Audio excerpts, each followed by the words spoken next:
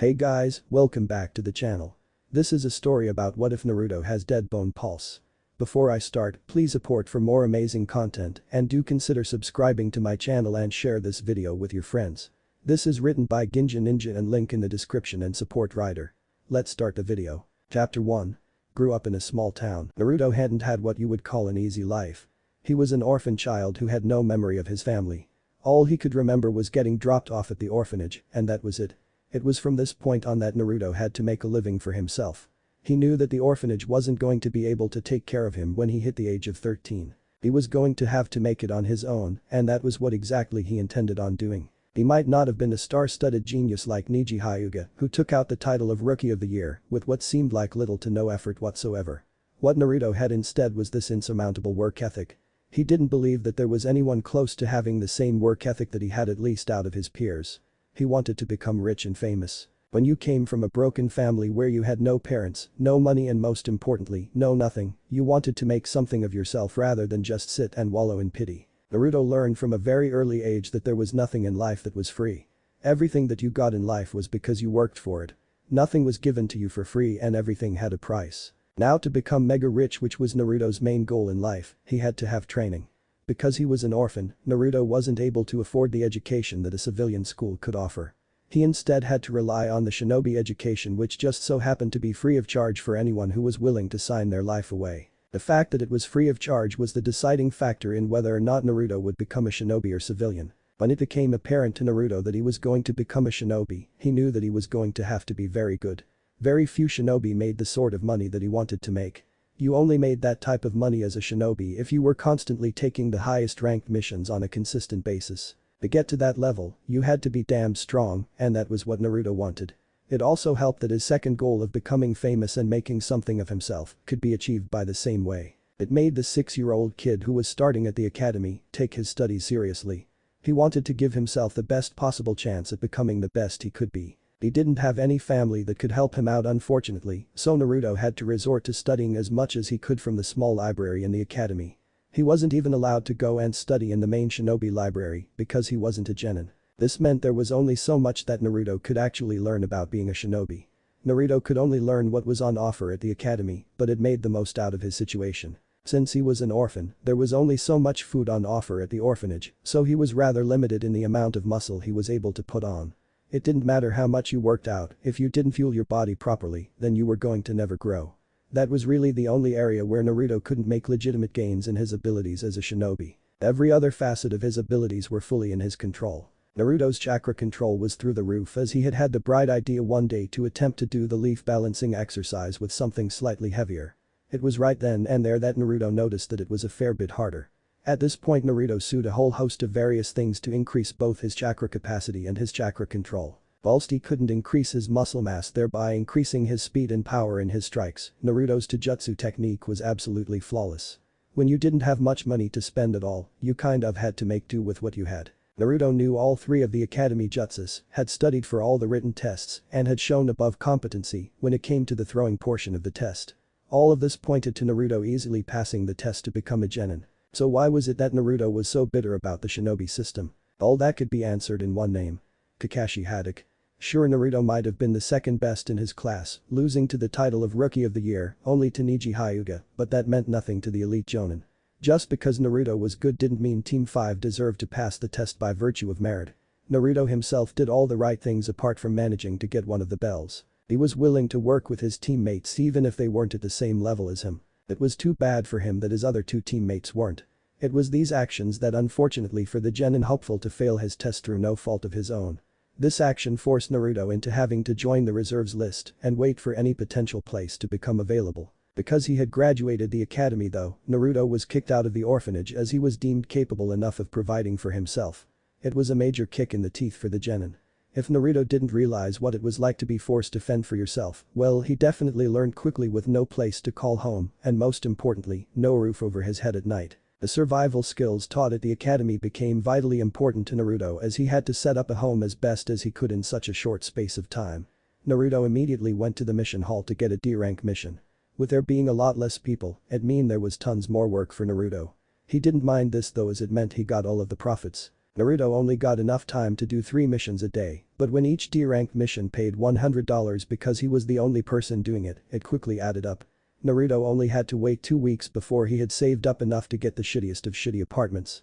He didn't care one bit though, as it meant that he got to have a warm shower. Having a river bath in the start of spring was definitely an intense way to wake up each morning. It was hard adjusting to life living by yourself, but at least for Naruto he now had a roof over his head. Those 2 weeks at the end of winter having showers with only fresh water coming from a mountain were brutally cold. For at least a month, Naruto didn't have any time to train his skills as a shinobi.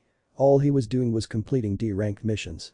With the fact that he was a genin without a team, he knew that he was not going to be going on any C-rank missions anytime soon. So without the pressing need to train right away, Naruto focused his attention on building up a safety net of money that he could use in desperate times. Once he had built up to the point where he had 2 months' rent saved up in his bank account, Naruto finally relaxed instead of doing 3 missions a day and moved to a 2-a-day schedule. This time frame allowed Naruto to go to the proper shinobi library, and this was really where he managed to shine in terms of growing in skill. Naruto finally had a much larger array of material that he could learn from. He wasn't just limited to the bare-bone basics. Naruto immediately went to the place where he was interested the most. There was really no surprise whatsoever when he arrived at the elemental ninjutsu section, considering the fact that he was a boy verging on his teenage years. After reading as much as he could on the subject, Naruto went to a shinobi supplies shop and made a small investment that would be the best investment he ever made. Naruto bought a piece of chakra paper and watched how it lit up in flames right in front of his very eyes. The knowledge that he had an affinity for the fire element made Naruto giddy. Despite the fact that he was very much focused on his studies as a shinobi, he was still a kid and being able to breathe fire was damn cool. Sure, he knew that he could make wind work, but it just wasn't as cool as fire. What Naruto didn't realize at the time was the fact that he had a very strong fire element. The boy spent time attempting to learn the most basic of basic fire ninjutsus from scrolls that he had found in the library. Being able to make a fire would have been very helpful when he was doing glorified camping. It took a month of training, but thankfully Naruto managed to get it to the point where he had learned to C-rank fire ninjutsu. It was by no means as powerful as it could be, but at least it was an offensive jutsu in his arsenal. There was only so much you could strategize with only having access to the basic 3 academy jutsu. Naruto wasn't satisfied with only having learned 1 fire ninjutsu. There was a thirst for knowledge and power in the boy, and Naruto wanted to be as strong as possible. What started as being able to create 3 fireballs and being at his limits through hard work changed to allow Naruto to throw out 7 of the jutsu. Throughout the training, Naruto had managed to yet again fine-tune his chakra control, so he didn't waste chakra when using the Kaiten. Enden, fire release flame bullet. But the increase in money that Naruto had, it meant that he could finally eat more than what was on offer the boy who used to live at the orphanage. It was crucial for a growing boy, let alone a shinobi at that, to eat at a surplus so that he could build up the body required to be a ninja. Naruto, you are required in the Hokage's office. The Anbu officer stated, to which Naruto nodded. He had absolutely no idea what the Hokage wanted that had to do with him, but he wasn't going to question it. When he made his way to the Hokage's office, Naruto slowly stepped into the room, and even he, someone who was only a genin, could tell that there was something wrong. Still, the genin who had just hit the 1-year mark wanted to know what someone like the Hokage wanted with him. He was a peasant in comparison to the village leader, so it only begged the question. Now Naruto, unfortunately, I would like to deliver this news on better terms, but that is not the case. Hiruzen Sarutobi stated as he watched the boy in front of him enter the room. The boy had no idea as to how the Sandaime Hokage knew his name, but he didn't question it. In the back of his mind, Naruto assumed the man had looked at his file. Hiruzen saw the boy didn't make a motion to speak, so he continued on. There has sadly been a fatality on a mission involving a promising genin. That is not something that you have to concern yourself with, but the part that you will be interested in, Naruto-kun, is the fact that there is a spot available to be on a team. The Hokage stated, to which Naruto's eyes widened. He honestly didn't think that he would get a chance like this. He felt bad for whoever it was that passed away, but he was not going to bite the hand that feeds. This was the best chance for him to be able to progress his career as a shinobi. Ever since his 3rd C-rank mission 3 months ago, Naruto had felt as if he was starting to stagnate in progression. It was very rare for Naruto to go on missions that were above D rank. Generally, they only trusted those to teams of genin that had months and months of teamwork practice under their respective belts. Thank you, Hokage-sama. I promise that you won't regret placing me on that team. Naruto said with giddiness and anticipation. He couldn't wait to see what it was like to be on a team. Hiruzen chuckled. I haven't actually offered you the chance to be on Team 10. The war veteran chuckled even harder to himself when he saw the look of fear on the face of the genin in front of him. He normally didn't get the chance to toy with genin, and it was one of his favorite things to do. "Oh, I am sorry Hokage-sama," Naruto said as he attempted to backpedal and retract his previous statement. "Haha, don't worry boy. Please don't blame this old man for getting a chuckle. I am going to offer the position in Team 10. Your sensei will be the man sitting behind you." It was at this point that Naruto quickly turned around. It was much to his embarrassment that he didn't even realize that there was someone behind him. He really needed to work on that. It was at this point that the man walked over to Naruto and placed his hand on his shoulder. "Kid, we're going to have a chat," the Jonin said before he and Naruto disappeared by via the Shunshin Jutsu. As Hiruzen watched on, he knew it was petty, but he couldn't help but not be annoyed at the sight of that boy. Sure, he knew the Konohamaru would have a much better chance at being an adjusted Jinchuriki than Naruto since he had a stronger support network, but he didn't like the fact that his grandson was a Jinchuriki. The two shinobi found themselves in a clearing of land that would one day become familiar to Naruto. "My name is Asuma Sarutobi. The first thing I want you to do is to come at me with the intent to kill. I want to see how good you really are," Asuma stated to the son of the fourth Hokage. He had of course read the file of the boy and knew that he was good, but he wanted to see it for himself. This was not the first time that Naruto had heard something this before. The last time he had heard it was when he was in his final Genin exam up against Kakashi. He definitely wasn't going to make that mistake again. He was going to show this Jonin just how good he really was. "Alright then, you asked for it," Naruto said with a grin on his face. Immediately the boy rocketed off the ground as fast as he could. It was slightly faster than the average Genin Asuma used, that it was about the same speed as the Kiba kid that Kurenai had. For the purpose of the test, Asuma decided to block the first punch rather than dodge it. What has this kid been eating? For someone so skinny, he sure packs a punch. Asuma definitely made sure to dodge rather than block from this point on. Naruto was shocked that he managed to get a glancing blow on his first hit, but then realized that this was just the Jonin playing with him. "I should have realized. The difference between myself and Asuma is probably the same as Kakashi." Once Asuma stepped up a gear, Naruto realized just how much a gulf in class it was. Naruto attempted to punch the Sarutobi in the face with a jab, and when that was dodged, he followed it up with a sweeping kick at the ankles of his opponent. During his taijutsu training at the academy, Naruto distinctly remembered the rule of never going in the air unless you had to, because it left you much more vulnerable when you landed. This was his plan as Naruto realized that he couldn't beat his new sensei in a taijutsu fight. It wasn't even close. Ninjutsu was by far Naruto's better option as this was the area that he was best at. As this was happening, Asuma could have dodged the attack in a multitude of other ways, but he wanted to see if Naruto could spot the opening and take advantage of it. A small grin appeared on the face of the bearded Jonin as he watched Naruto go through some hand seals and breathe out an impressive ball of fire. The impressive part of this was that Naruto used a jutsu which was normally deemed a C-rank ninjutsu. The power and control that it was used with brought that one in particular up to a B rank. Judging by the fact that Naruto wasn't even breathing any faster than normal, meant that his chakra reserves were significantly large for his age. Because of the simple fact that he didn't want to die, Asuma used some wind manipulation and a hand seal to push his body out of the way of the fireball. Kaiten. Msenka no Jutsu, fire release. Phoenix Age fire technique, Naruto called out and quickly followed up with another fire ninjutsu. Whilst this one did less damage, there was a greater chance for some damage to be inflicted. Using speed that generally only Jonin had, Asuma dodged the incoming attack. He decided that he had enough of being on the defensive and wanted to see what Naruto was made of. Asuma pulled a kunai out of its holster and threw it at the blonde-haired boy. As the metal sailed through the air, Asuma charged at Naruto with another kunai. Naruto quickly pulled out one of his own and did his best to prolong the fight. Shit. He dodged my attacks like they were nothing. Naruto thought to himself as he struggled to think of something that would catch this Jonin off guard. In a split second, Naruto threw the kunai in his hand at Asuma whilst he was at point-blank range. He didn't even bother to look if the kunai did any damage, as Naruto was already pulling out another kunai in case his previous attack missed. It did miss unfortunately. In a burst of speed, Asuma appeared behind Naruto and held a kunai to the back of his throat. "You're good kid, but this spar is over. Now let's talk," the man gruffly stated, to which Naruto nodded. He tried his best to calm his racing heart. Once the two of them were sitting down, Asuma spoke up. "So as the Hokage stated, one of my students passed away recently on a mission. None of your teammates are over it, and to be honest, I'm not really either. I'm just making the best out of a bad situation. Because of the situation, I think it is only fair that I tell you what happened." Naruto could tell that this was obviously something that was hard for him to talk about since it was still so fresh in his mind. That's so, Naruto knew that he would always be asking this question if he didn't get answers, and definitely the other two genin would not want to talk about it, that's for sure. "I originally wanted to take my team on a C-rank mission just to show them the ropes of what it means to be a shinobi. Of course, there was no real danger because I myself can do C-rank missions in my sleep. What happened was that the client had lied about the status of the mission. Instead of it being bandits after him, it happened to be the second strongest seven swordsmen of the mist. Asuma noticed Naruto's eyes widening at the mentioning the name of that group. Good. I could have fought Zabuza to a standstill, but my genin froze at their first sign of combat against two Chunin who came after them. The only person who didn't was Shikamaru. It was his first mission, and he did his best to coordinate his two teammates, but they had a fucking accomplice who masqueraded as a hunter nin. I saw the hunter nin and originally thought that he was here to help kill Zabuza. Asuma shook his head for a moment before continuing on. I was wrong.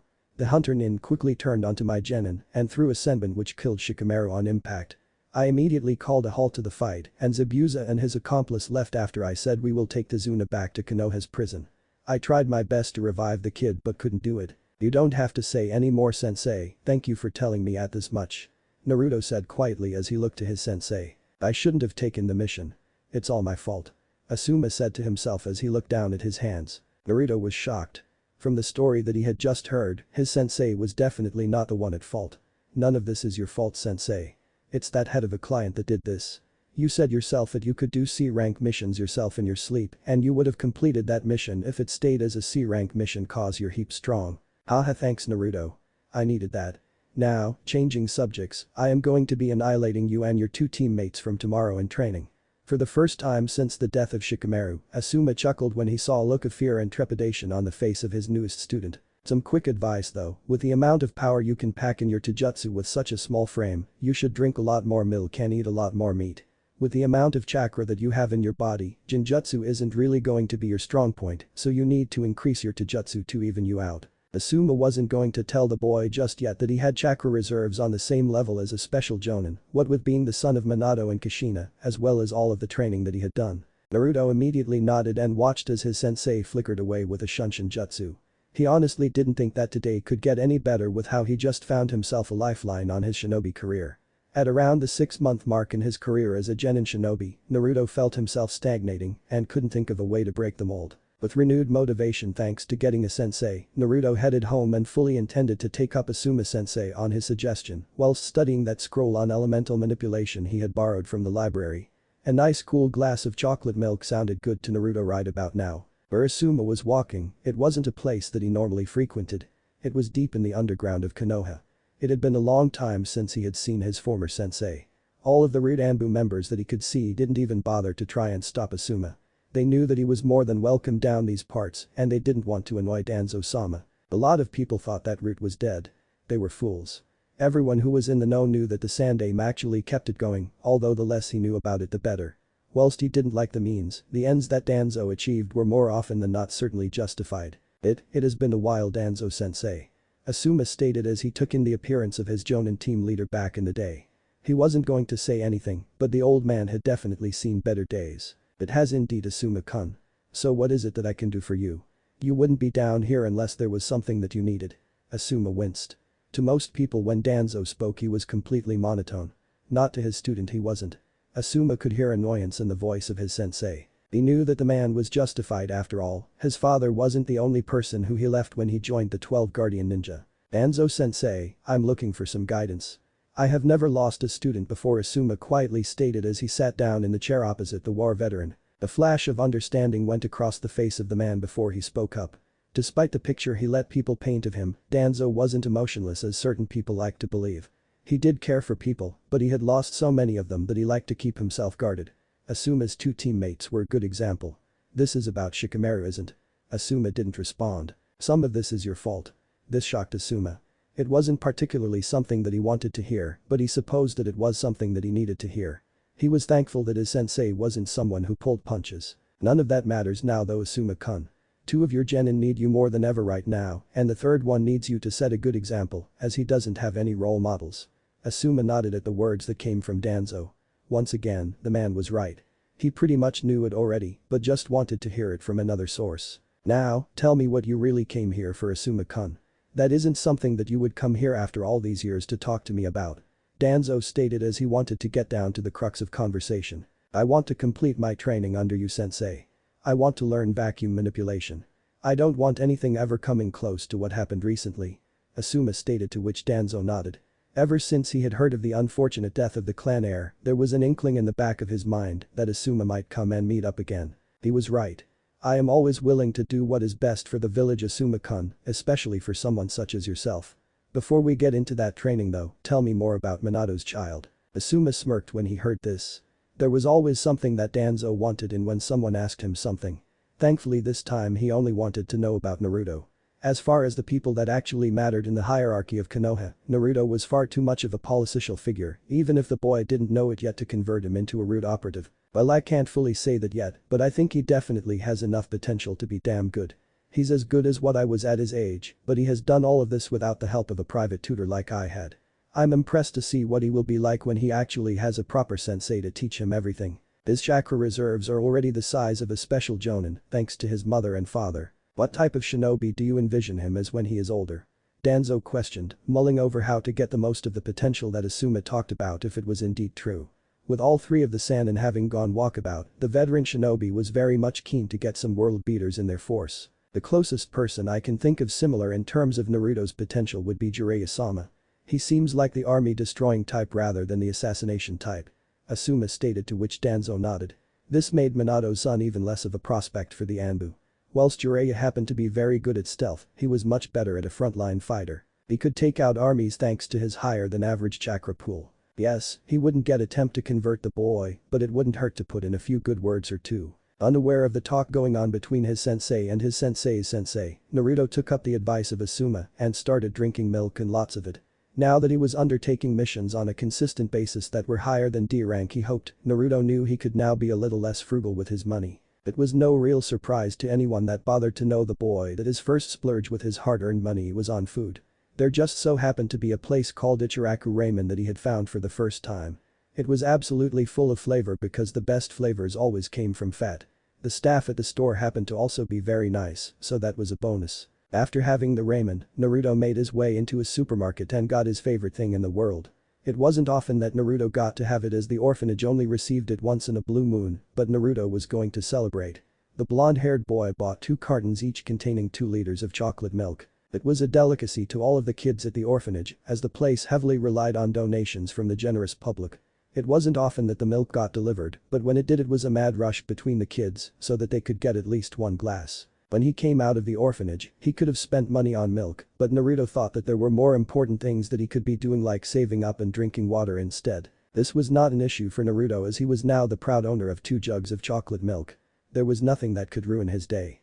Surprisingly enough, Naruto had the patience to make it all the way back to his tiny apartment without opening the 2 bottles. When he did get home, however, oh boy, it was game on. Naruto didn't even bother pouring the milk into a glass before drinking it. He instead started going straight from the bottle and chugged the entire 2 liters bottle in one go. Ah. Naruto sighed in content as he licked the mini mustache that had been left behind.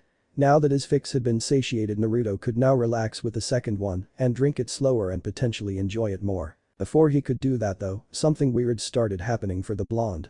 His body felt weird. It felt like his internal structure was moving, and it was actually kind of painful. The genin could feel most of the pain coming from his fingers and was surprised and a little bit nervous when he looked down at his fingers and noticed that they had become a few shades wider than normal. The worst part was that didn't seem like it was stopping anytime soon. If anything, it only served to get worse and worse. That was until Naruto hissed out in pain. White stuff. At this point, Naruto couldn't focus enough to discern what it actually was, started coming out of his fingers. Once he opened his eyes, Naruto screamed. AHHH. The boy shouted as he looked down and saw bones coming out of his skin. He was freaking the fuck out. He had no idea what to do. He had never read anything like this happening in one of the textbooks at the academy. There was a stray thought in the back of Naruto's mind that told him that he should be using his chakra. After all, chakra was the substance that allowed Naruto to breathe fire. Who knew what other applications it had? That stray thought turned out to be a lifeline for Naruto, who managed to get the bones to back into his skin. Whilst it hurt, that was pretty fucking cool. Naruto said to himself, and he attributed the bones coming out of his hands due to the milk. The genin shinobi took a sip from the second carton and then tried to channel chakra into his fingertips again. This time was significantly less painful, and also the bones came out of his skin a fair bit faster this time. Curiosity killed the cat, they always say, and Naruto could definitely agree with the sentiment as he touched the bone that was sticking out of his hand with one of his fingers. Ouch, Naruto muttered to himself as he realized that the damn things were sharp. It took a few seconds, but eventually, the light bulb went off inside the head of Naruto. He could use these as weapons. The possibilities were endless. As it turned out, Naruto had a bloodline limit called the Dead Bone Pulse, or at least that was what he figured it was called. There wasn't much time in the day after he had found out about the issue to go to the library and research it up, but from the limited time he did have, he learned the bloodline was based around an ability which let the user manipulate their skeletal structure and use it as a weapon. He thought it was pretty weird, but he wasn't going to complain about it one bit. It was another tool that he could use at his disposal. He had no idea how he was going to use it, let alone make the most out of the new ability that he had, but he was going to try his best. One thing that Naruto was aware of though was the fact that it could come across as gross and disgusting. He didn't have many friends ever since his tenure at the academy ended, so Naruto wanted to give a good first impression. He didn't particularly want to burn the chance of making friends the first time he met them by showing how much of a freak he was. He had woken up bright and early, just as the sun was rising, and got himself as prepared as he could for his first day on Team 10. He had no idea what he needed, but he had 2 storage scrolls on him which were full just in case. The day was the beginning of a new lease on his shinobi career, and Naruto was definitely going to make the most out of it. Chapter 2. And when the rain would fall down. Who are you? A blonde-haired girl demanded as she noticed Naruto walk into the clearing that she had deemed hers. On first inspection he had to admit that she looked pretty good. None of the other girls who were in his year looked as good as this one did. I'm Naruto. He replied to the girl who seemed to accept this answer for a minute before inquiring about the boy with her hands on her hips and her head leaning forward. Well, what are you doing here? She demanded. After what had happened recently, she wasn't in a particularly friendly mood. The attitude which was coming across from this girl wasn't something that he particularly liked. It made his initial assessment on her attractiveness go down quickly. I'm here to join a new team and going by the looks of things, I will be joining this team with your friend over there. Apparently, this wasn't something that the girl wanted to hear. Well, fuck off. The formerly pretty, now ugly girl shouted in his face. We don't need you. Even as she said this, her teammate looked up at her in shock. Naruto noted that this was probably out of the ordinary for the girl, but he wasn't going to let her take a free shot at him. Me and Choji will manage just fine without you.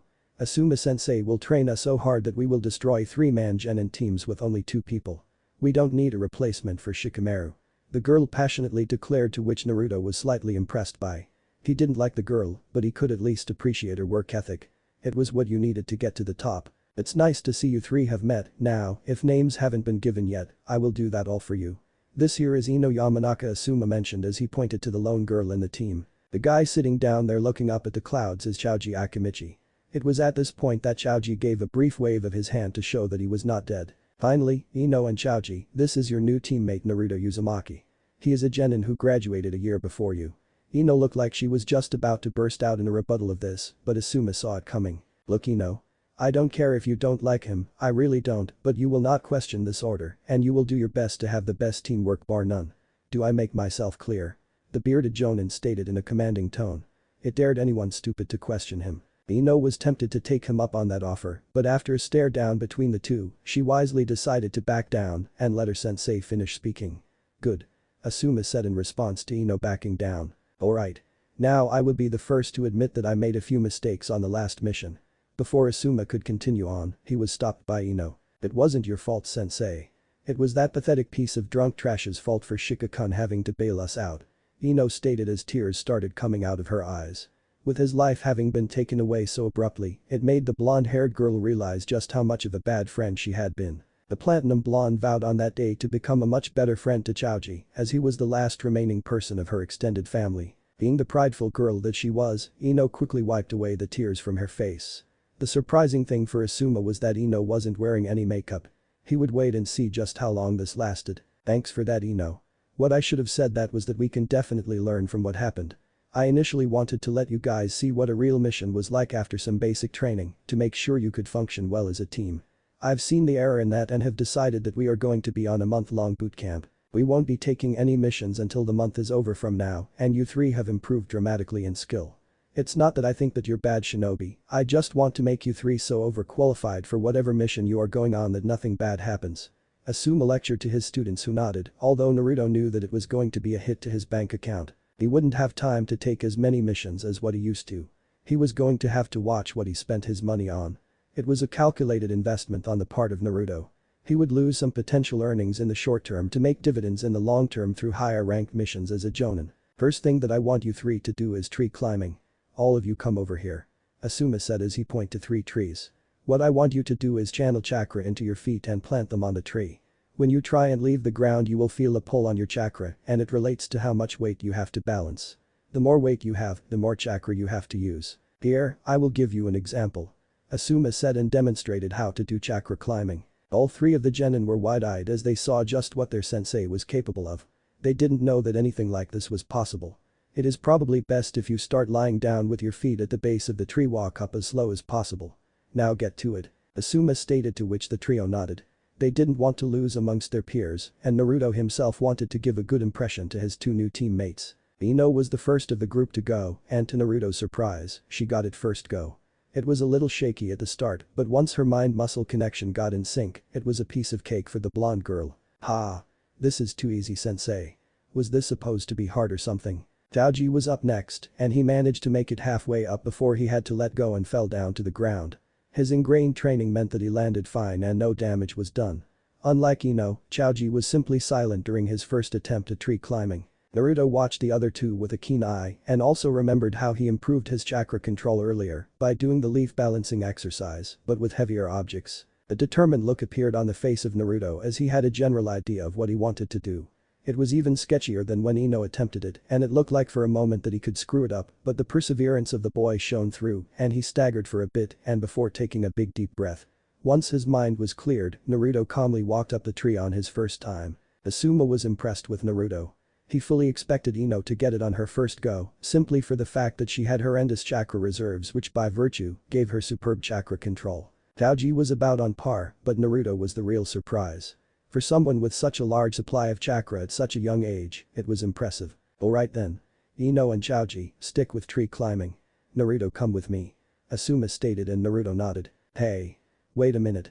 Why does he get to go and do something new when I did even better than him? Ino shouted out from the top of the tree. She was furious that this guy was getting what she thought was special treatment. Naruto himself was curious because he too thought that the girl did better than him. It's because your chakra reserves are ridiculously small, Ino. I want you to keep doing this until you physically cannot do any more. Ino, you really need to build up your chakra reserves. Taoji, just keep attempting to get to the top. You will get there soon and once you do, I want you to come join me and Naruto. The bearded Jonin stated, to which the boy nodded. Alright Gaki, now follow me. The sensei of the team said, to which Naruto nodded. Alright, what I want you to do here is try and walk on water like you do going up trees. The only difference this time around though is that the surface of the water is always constantly changing, so you will need to be able to fluctuate your chakra levels so that you keep balance. I'll be coming back and whether you have water walking down we will be moving on to something else. Naruto nodded and had a determined look on his face. He was going to complete this. With the warm-up out of the way, it is now time for my favorite part. This is the part where I break you, hahaha. The grin on the face of Asuma made the 3 shinobi in training grimace with fear. They didn't know what the man planned to do, but they knew that it wasn't exactly going to be pretty. We're going to be doing some physical training, so drop down and give me 10 push-ups. Asuma stated in a tone that demanded compliance. But Asuma-sensei. I don't want to become buff. Sasu-kun won't like a muscly steroid freak for a girlfriend. Ino complained. Not so much because she was afraid of putting in the work, but because she wouldn't like the outcome it provided. Ino, do you want bigger? When he saw the nod from the girl, Asuma continued on. Well, do some push-ups. Do you want that flat stomach? Well, do some planks. Do you want a nice firm butt? Do some squats. Do you want to get rid of your wobbly arms? Well, you get cracking on those chin-ups. Ino still didn't look convinced after this from her sensei, so he tried going at it from a different angle. Ino-chan, do you think that Kurenai looked really good when she came up to pick her team? When he saw the vigorous nod, Asuma knew that he had won. Well, the 2 of us are good friends and we've trained together and I know that she does all those exercises and more to get her body looking the way it does. Oh, so you're good friends with Kurenai-sensei and you have seen her train heaps. Is there something that you aren't telling us, sensei? The previously angry tone turned into something more upbeat and devilishly curious. A bead of sweat went down the side of Asuma's face. Well, you see, stop stalling and give me some damn push-ups, Ino. Asuma replied as he attempted to get control of the situation at hand. Naruto took notice on his 5th push-up that maybe Ino wasn't that bad. He had no idea what it was like to lose someone close to him. He guessed that this was just part of the grieving process. Shaking his head, Naruto got back to work as Choji was beating him in the push-up. Ino managed 7 push-ups, Naruto managed 20, but Choji was the winner here with 24. Alright, you guys have 2 minutes rest and then you're going to do as many push-ups as you can again. Ino didn't like it, but apart from a few grumblings, there was no real form of rebellion. The next time around the numbers were a fair bit different. Chaoji was the big difference as he got 20, Naruto got 19, whilst Ino still hit 7 push-ups. It just went to show what the trio needed to work on. Chaoji needed to build endurance, Naruto needed to build muscular strength, and Ino needed to build both. This continued on for 5 sets before Asuma decided to change things up, much to the joy of his students. You guys are doing the exact same thing this time around, but you are doing dips. I guess I see why guy likes doing this so much, Asuma said to himself as he trailed off towards the end. The trio complained but got set out on doing the dips. Ino wanted to cry, her chest and triceps hurt so much. The only reason why she was still doing this was because of her desire to get bigger, just like Asuma had told her it would. Just when they thought it over, as their sensei had told them that it was the last exercise involving their chests. A cheer of jubilation from Ino was a bit too early though, as Asuma chuckled once more. What, you think that was it? Oh no. You guys get to do pull-ups. If all 3 of you make it through this workout, then I'll shout you guys lunch. Ino could only groan. Death.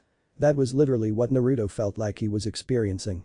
Every single part of his body was absolutely aching. He was feeling sore in every single muscle group that he knew of, and some that he didn't even know existed.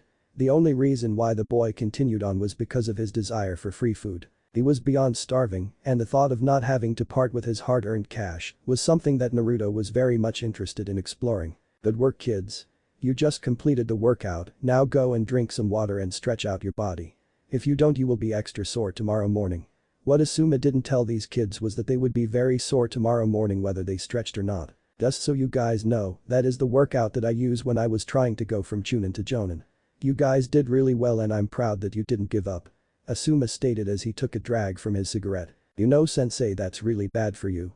Naruto said with a look of annoyance on his face. I'm not going to stop, so you are gonna have to get used to it, Gaki, and if you're not down with it, then I've got 2 words for you: no food. Naruto looked horrified at prospect of no free food, so he wisely stopped his lips from moving. Ino, who looked on at the scene, found a little bit of respect for her new teammate. At least he didn't like Asuma smoking as much as she did. The day was just going to be some training, so you 3 are all free to go, but remember, I want you at the training ground ready to train at 8 in the morning. When his 3 students nodded, Asuma prepared to leave, but stalled when he saw his newest one look at him, as if he was going to ask a question. Yes? Asuma asked with a curious expression on his face. He waited for his student to speak up. Naruto looked a little unconvinced as to whether or not to talk about it, and he was kind of having second thoughts. Asuma-sensei, not around here. There is something that I want to talk to you about, but not around here. This made the Jonin-sensei curious, so he nodded. He wanted to hear what Naruto had to say. The 2 of them made their way to the training ground once more to provide an ideal location to talk in private. So what is it that you want to tell me, Naruto? Asuma questioned now that they were in the clearing. Naruto gulped. There was no backing out now. Sensei, when you said yesterday to drink heaps of milk, my body had a reaction, and I'm not quite sure if it was a good one or a bad one yet. Now this definitely got the curiosity of the Jonin, and he waited for Naruto to continue on speaking. When I had the milk, I felt my body moving internally, and then this happened. As Naruto said this, he concentrated on his hand, and Asuma watching in fascination as a bone came out of each and every finger of Naruto's right hand. Amazing. Asuma said as he couldn't believe what his eyes were telling his brain. Never in a million years did he think he would see another Kagaya bloodline. One of the first people he went up against in a Chunin exam was a holder of the Dead Bone Pulse bloodline limit. He saw firsthand just how dangerous the bones could be when used as weapons. This opens up so many possibilities, Asuma stated as his mind was racing with the reveal of something groundbreaking in terms of Konoha. Also, if it wasn't for the fact that the Mist Village was so weak at the moment, it could potentially start a war. Alright Naruto, I'm thankful for you telling me that. Tomorrow when we are training, we will start attempting to incorporate your bloodline into your taijutsu. For now though, what I want you to do is go home and start practicing making the bones come out as quickly as possible, and also from as many spots on your body as possible. Naruto nodded. Also Naruto, don't advertise the fact that you have the bloodline. At the moment you aren't strong enough to fight off potential kidnappers who could come after you. This put the fear into Naruto. How was it going to make tons of bank if there were threats to his life? That being said, if you are in a position where you or any of your comrades' lives are in jeopardy, I want you to use it, you got that? Naruto once more nodded at what Asuma was saying. This time though it was slightly more forceful. Good. Now I want you to go home and practice with your bloodline. Also Gaki, with you having the dead bone pulse ability, calcium is going to be your best friend, so I want you drinking copious amounts of milk and eating a lot of cheese. Naruto merely smirked when he heard this. Hearing orders that he had to drink milk and lots of it was not the worst thing in the world to hear at all. Yeah, he was definitely going to drink lots of chocolate milk. Oh, and cheese wasn't that bad either. Whilst you're doing that, I am going to find some training material on how best to train your bloodline. It's rather unique to say the least, Asuma said whilst chuckling. When he finished saying this, the two of them went their separate ways. As Naruto went to go and splurge on chocolate milk, the Jonin tossed up some ideas in his head on whether or not he should do something. In the end, he decided that for the safety of his student, he should, and he didn't want another student's death on his conscience. Asuma headed towards his sensei Danzo once again. I am surprised you have come to visit me so soon since our last meeting. Generally it is at least a year between visits. Danzo stated without even opening his eyes. Asuma grimaced. No matter how many times he spoke with his sensei, every single time, he still felt like a child. Sorry, I'll try to come here more often. Actually, the reason why I am here is because of some interesting recent developments. Danzo didn't speak. He simply waited for his student to continue on speaking. Correct me if I'm wrong, but aren't bloodlines created from children of Jinchuriki? Asuma questioned, which made the single visible eye of Danzo actually become visible when his eyes widened. Admittedly, he had forgot about that fact, and this was compounded by the fact Minato's son had not shown any signs of having a bloodline. From the way that his student was speaking, that was not the case. It seemed the fourth Hokage's son had a bloodline, but which one was the question? Seeing the multitude expressions going on the face of Danzo, Asuma continued on. Naruto has the dead bone pulse of the Kagaya clan. When he heard this, Danzo was internally licking his lips. Out of all the Kekkei Genkais that were out in the world, in the veteran shinobi's mind, the bloodline of the Kagaya clan was the most valuable. It seems that Minato had some Kagaya DNA inside of him when his father moved from the Mist Village into Konoha. That, combined with Kushina being the Jinchuriki, must have been enough for the boy to obtain the Kekkei Genkai. Danzo mused to himself. Once Minato started becoming even close to becoming the Hokage, the Warhawk made it his mission to find out as much information about the orphan boy as possible. He managed to find out more than the boy himself knew. Yes, so as you can see, Danzo-sensei, having a bloodline such as this on my team makes it difficult to fully train Naruto to become the best that he can be. The brat told me that he only manifested the bloodline last night when he drank a lot of calcium. When he told me about this just a little while ago, I told him to spend all night practicing on making the bones come out of every angle as fast as possible. Danzo nodded in agreement. Yes. You have done the right thing. If memory serves me correct, in my old age, the Kagaya could also fire finger bone bullets off at people, so get the child to work on that as well. Whilst that is happening, I will send some root shinobi to Kurigakure and get them to steal as many clan secrets about the Kagaya clan as possible. We will still have to recreate whatever jutsu that are found, but at least having the writing will make the boy be able to do it. Asuma was surprised. For someone like Danzo, that was definitely high praise. Out of all of the genin that Asuma had seen, he thought that Naruto was the best of the lot, even if he was a little biased. The only contender for that title would be the Hyuga on Guy's team. Now tell me, Asuma-kun, what have you told Naruto to do with his ability? I've told him to keep it under wraps for the time being. If he needs to use it, then by all means use it, but don't advertise the fact you have it. Danzo nodded in agreement. It wasn't so much the threat of Kurigakure sanctioning a war with Konoha that worried the Warhawk. Konoha was more than powerful to deal with that war-torn state with ease if it came down to it. No, it was the potential assassins kidnappers that Danzo wanted to keep at bay. He had protected Saratobi's grandson on a few occasions, and now it seemed that he was going to be doing that for Minato's son. A promising shinobi like the brat could not die whatever ever the cost. Danzo knew he was getting old and knew that with Saratobi and himself gone, there would only be one other shinobi amongst their ranks that could scare off the strongest ninjas, and that was Jiraiya. Whilst Kakashi and Guy were very good fighters, none of them had built up a reputation through the war to fend off an invasion with just their name. Also, neither of them were truly elite S-class shinobi. Guy definitely was, but that was also a move that would hinder more than help the man. That was why this upcoming generation was so important to Danzo.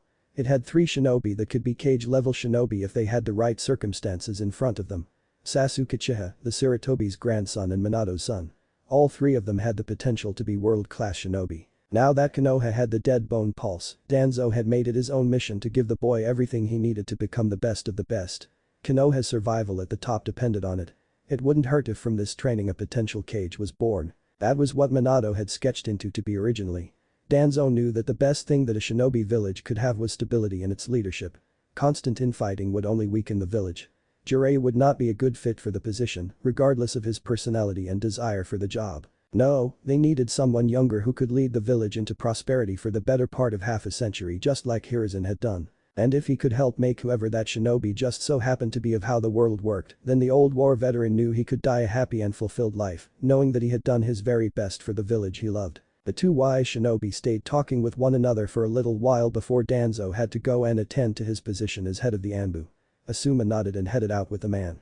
Once they were out in the fresh air, the two went their separate ways and Asuma went to go practice the information that the scroll on vacuum manipulation provided courtesy of his former sensei. The next morning came and Naruto made his way to the training ground. He seriously hoped that he wouldn't be tasked with doing the same workout heck or even a similar workout because that last one absolutely destroyed him. Asuma mentioned that today was going to be Taijutsu focused today, so whilst not specifically targeting muscles, they would no doubt get some activity thrown their way. He even did what his sensei had told him and eat tons of meat and drink lots of milk, and yet he was still sore all over. He hated to imagine what it would be like if he didn't do any of these things. The upside of this though was that because of all of the milk, Naruto felt really strong. Naruto put it down to the calcium which he had been studying up on ever since he found out about his special ability. Naruto was giddy. It had only been one day with having a proper sensei, but he was already seeing far more results now than he ever did when training by himself. He couldn't wait to see where he was at in 2 to 3 months' time. As he walked to his new home away from home which was training ground 10, Naruto had to take a double look. There was one of his teammates sitting down next to a tree and he had to admit that even though her best form of contraception was her personality, she still looked pretty good. Ino meanwhile noticed this and couldn't help but externally smirk and internally giggle. The problem with going after a guy such as Sasuke Uchiha was the fact that you never got any form of reinforcement that you did indeed look good. Seeing the new guy, she hadn't even bothered to learn his name yet, look at her like that made the platinum blonde's confidence go even higher than it already was, not that she needed it or anything. Now that she looked at the boy who was apparently a year older than herself, she noticed that he wasn't half bad. Obviously he was no Sasuke-kun, but then again who was? If he put some muscle on that bony frame of his, he would look pretty good. At the moment, he was average, but Ino was sure that if she had some money to spend, she could make him look good. Ever since the death of her brother from another mother Shikamaru, Ino had had an epiphany. Boys were no longer as important to her as what they once were.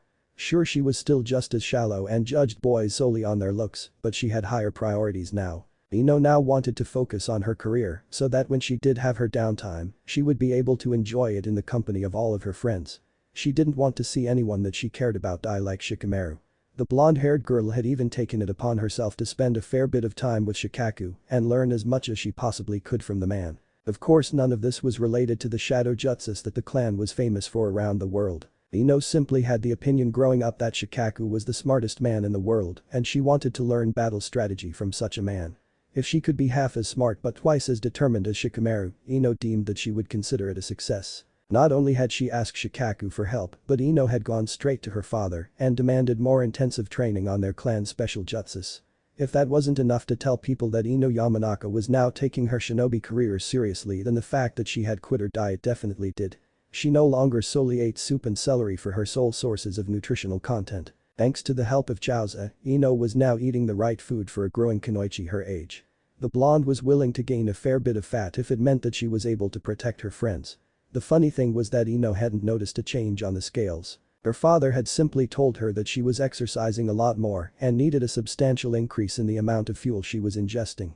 What her mother had told her though was far more important as far as the girl was concerned. Fat was very much important in the process of hormone development.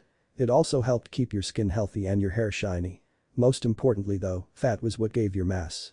When she heard that, Ino was sold. Chapter 3. 1D Just stare out my window. 1 month. That's how much time had passed since Naruto had joined Team 10. Sure, his finances had been affected a bit with the fact that he was not going on as many missions as what he used to, but the offset in the amount of training that he was getting in return more than made up for it. "Come on Choji, is this the best that you have?" Naruto demanded as he launched a punch at the Akimichi clan member. There was a look of confliction on the face of Choji as he didn't want to hurt his friends. Yes, that was right, Naruto had his first friend since becoming a member of the team.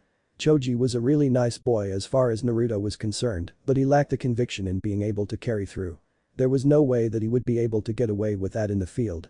"I don't to hurt you Naruto," Choji replied. Ever since the death of Shikamaru, Choji had been undecided on whether or not he wanted to be a ninja. The good thing about Naruto was that for the first time since his best friend left him to a better place, Naruto had not once asked him about Shikamaru. It was a respite that Choji was very grateful for.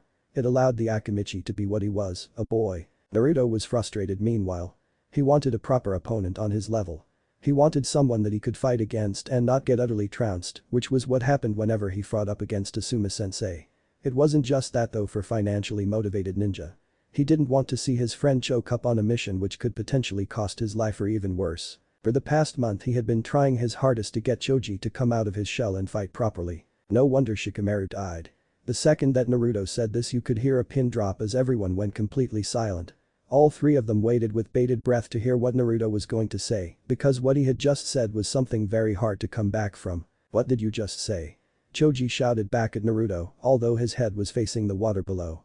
Asuma mused that unlike the other times that Choji got angry, this time he was completely calm about it, but the man knew that Choji was about to burst.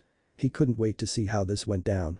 Choji was the type of person who pulled punches. That was something that he needed to stop as it could potentially cost either himself or an ally their life. You heard me?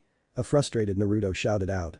I said no wonder Shikamaru died when you're so much of a coward that you won't even take your training seriously. You know that all this is going to do is make your friends die. I bet you would love to see the bitchy princess over there die as well. I bet you would be too scared to do anything to save her as well. Naruto shouted. I may have just gone a bit overboard Theory. Oh well, what's the worst that could happen? Naruto thought to himself, and that was when he saw a pissed off Choji stare into his eyes.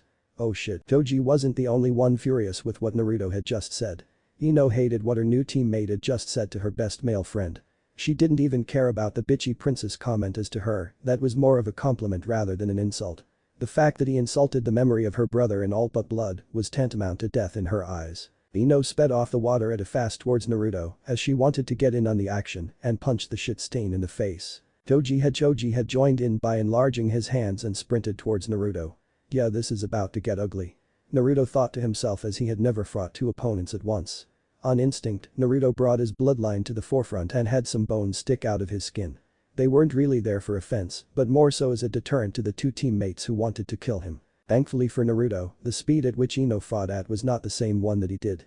She simply didn't have the same amount of muscle on her body as he did, and this meant that Naruto was simply too fast for her to be able to deal with. Ino knew this.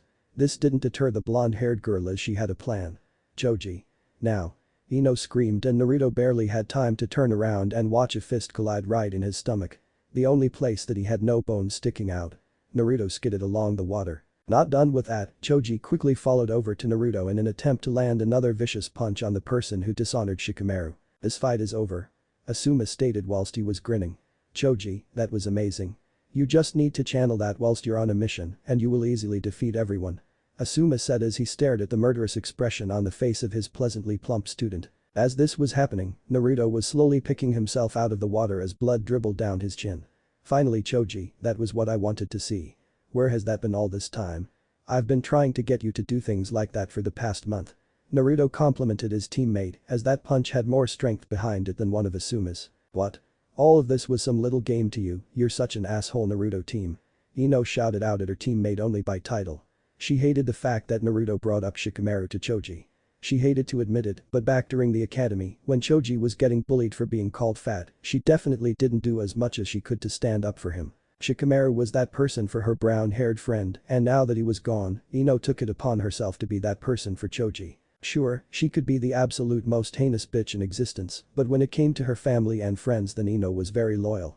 She had even attempted to patch things up with Sakura recently, but that went sour when the pink-haired girl thought that Ino was doing this as an attempt to lull her into a false sense of security and then swoop in and take Sasuke all for herself. The truth was that Ino wasn't trying to do this and it made her realize just how childish she and Sakura had been when attempting to win Sasuke's heart.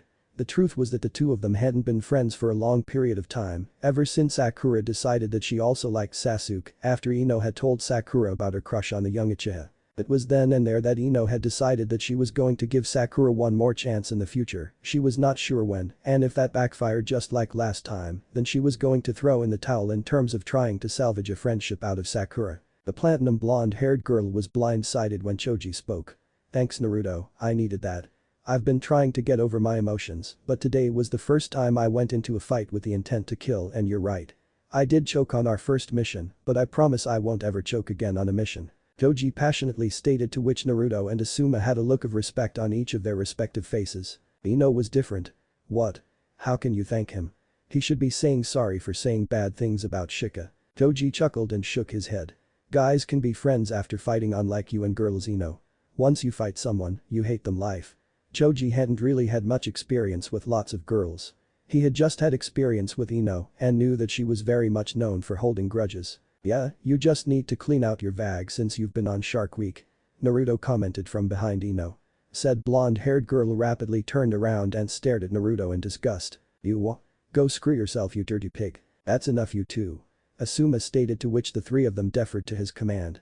They all knew that when he spoke, which wasn't often, that his word was law. Asuma couldn't help but be impressed at the transformation that had happened to his three students. Out of the three of them, Choji was the one who had progressed the least, but that was because he was the most finished product in terms of shinobi abilities in comparison to his two teammates. The only real thing that the brown-haired boy needed was to become more confident in himself and to follow through with his punches. That being said, Choji had gotten to the point where he could now fight whilst standing on water. For the boy who was the worst when it came to chakra control out of the three of them when they first started, this was something that made the boy proud of his accomplishments. Not only had his strength improved but also his speed. The biggest difference between Naruto and Choji when they sparred was the fact that Naruto was a fair bit faster and could dodge the incoming attacks with relative ease. Choji quickly learned that it didn't matter if he could knock someone out with one punch if he could never hit them with that one punch. The faster speed in which he was able to move at was something that slightly trimmed the waistline. It was something that he hadn't really paid attention to, but come a few more months and then he would realize that he had indeed lost a fair amount of weight. Choji had come to terms with the fact that he was always going to be a bit bulky in comparison to other shinobi, simply because of the way his clan's special ninjutsu worked.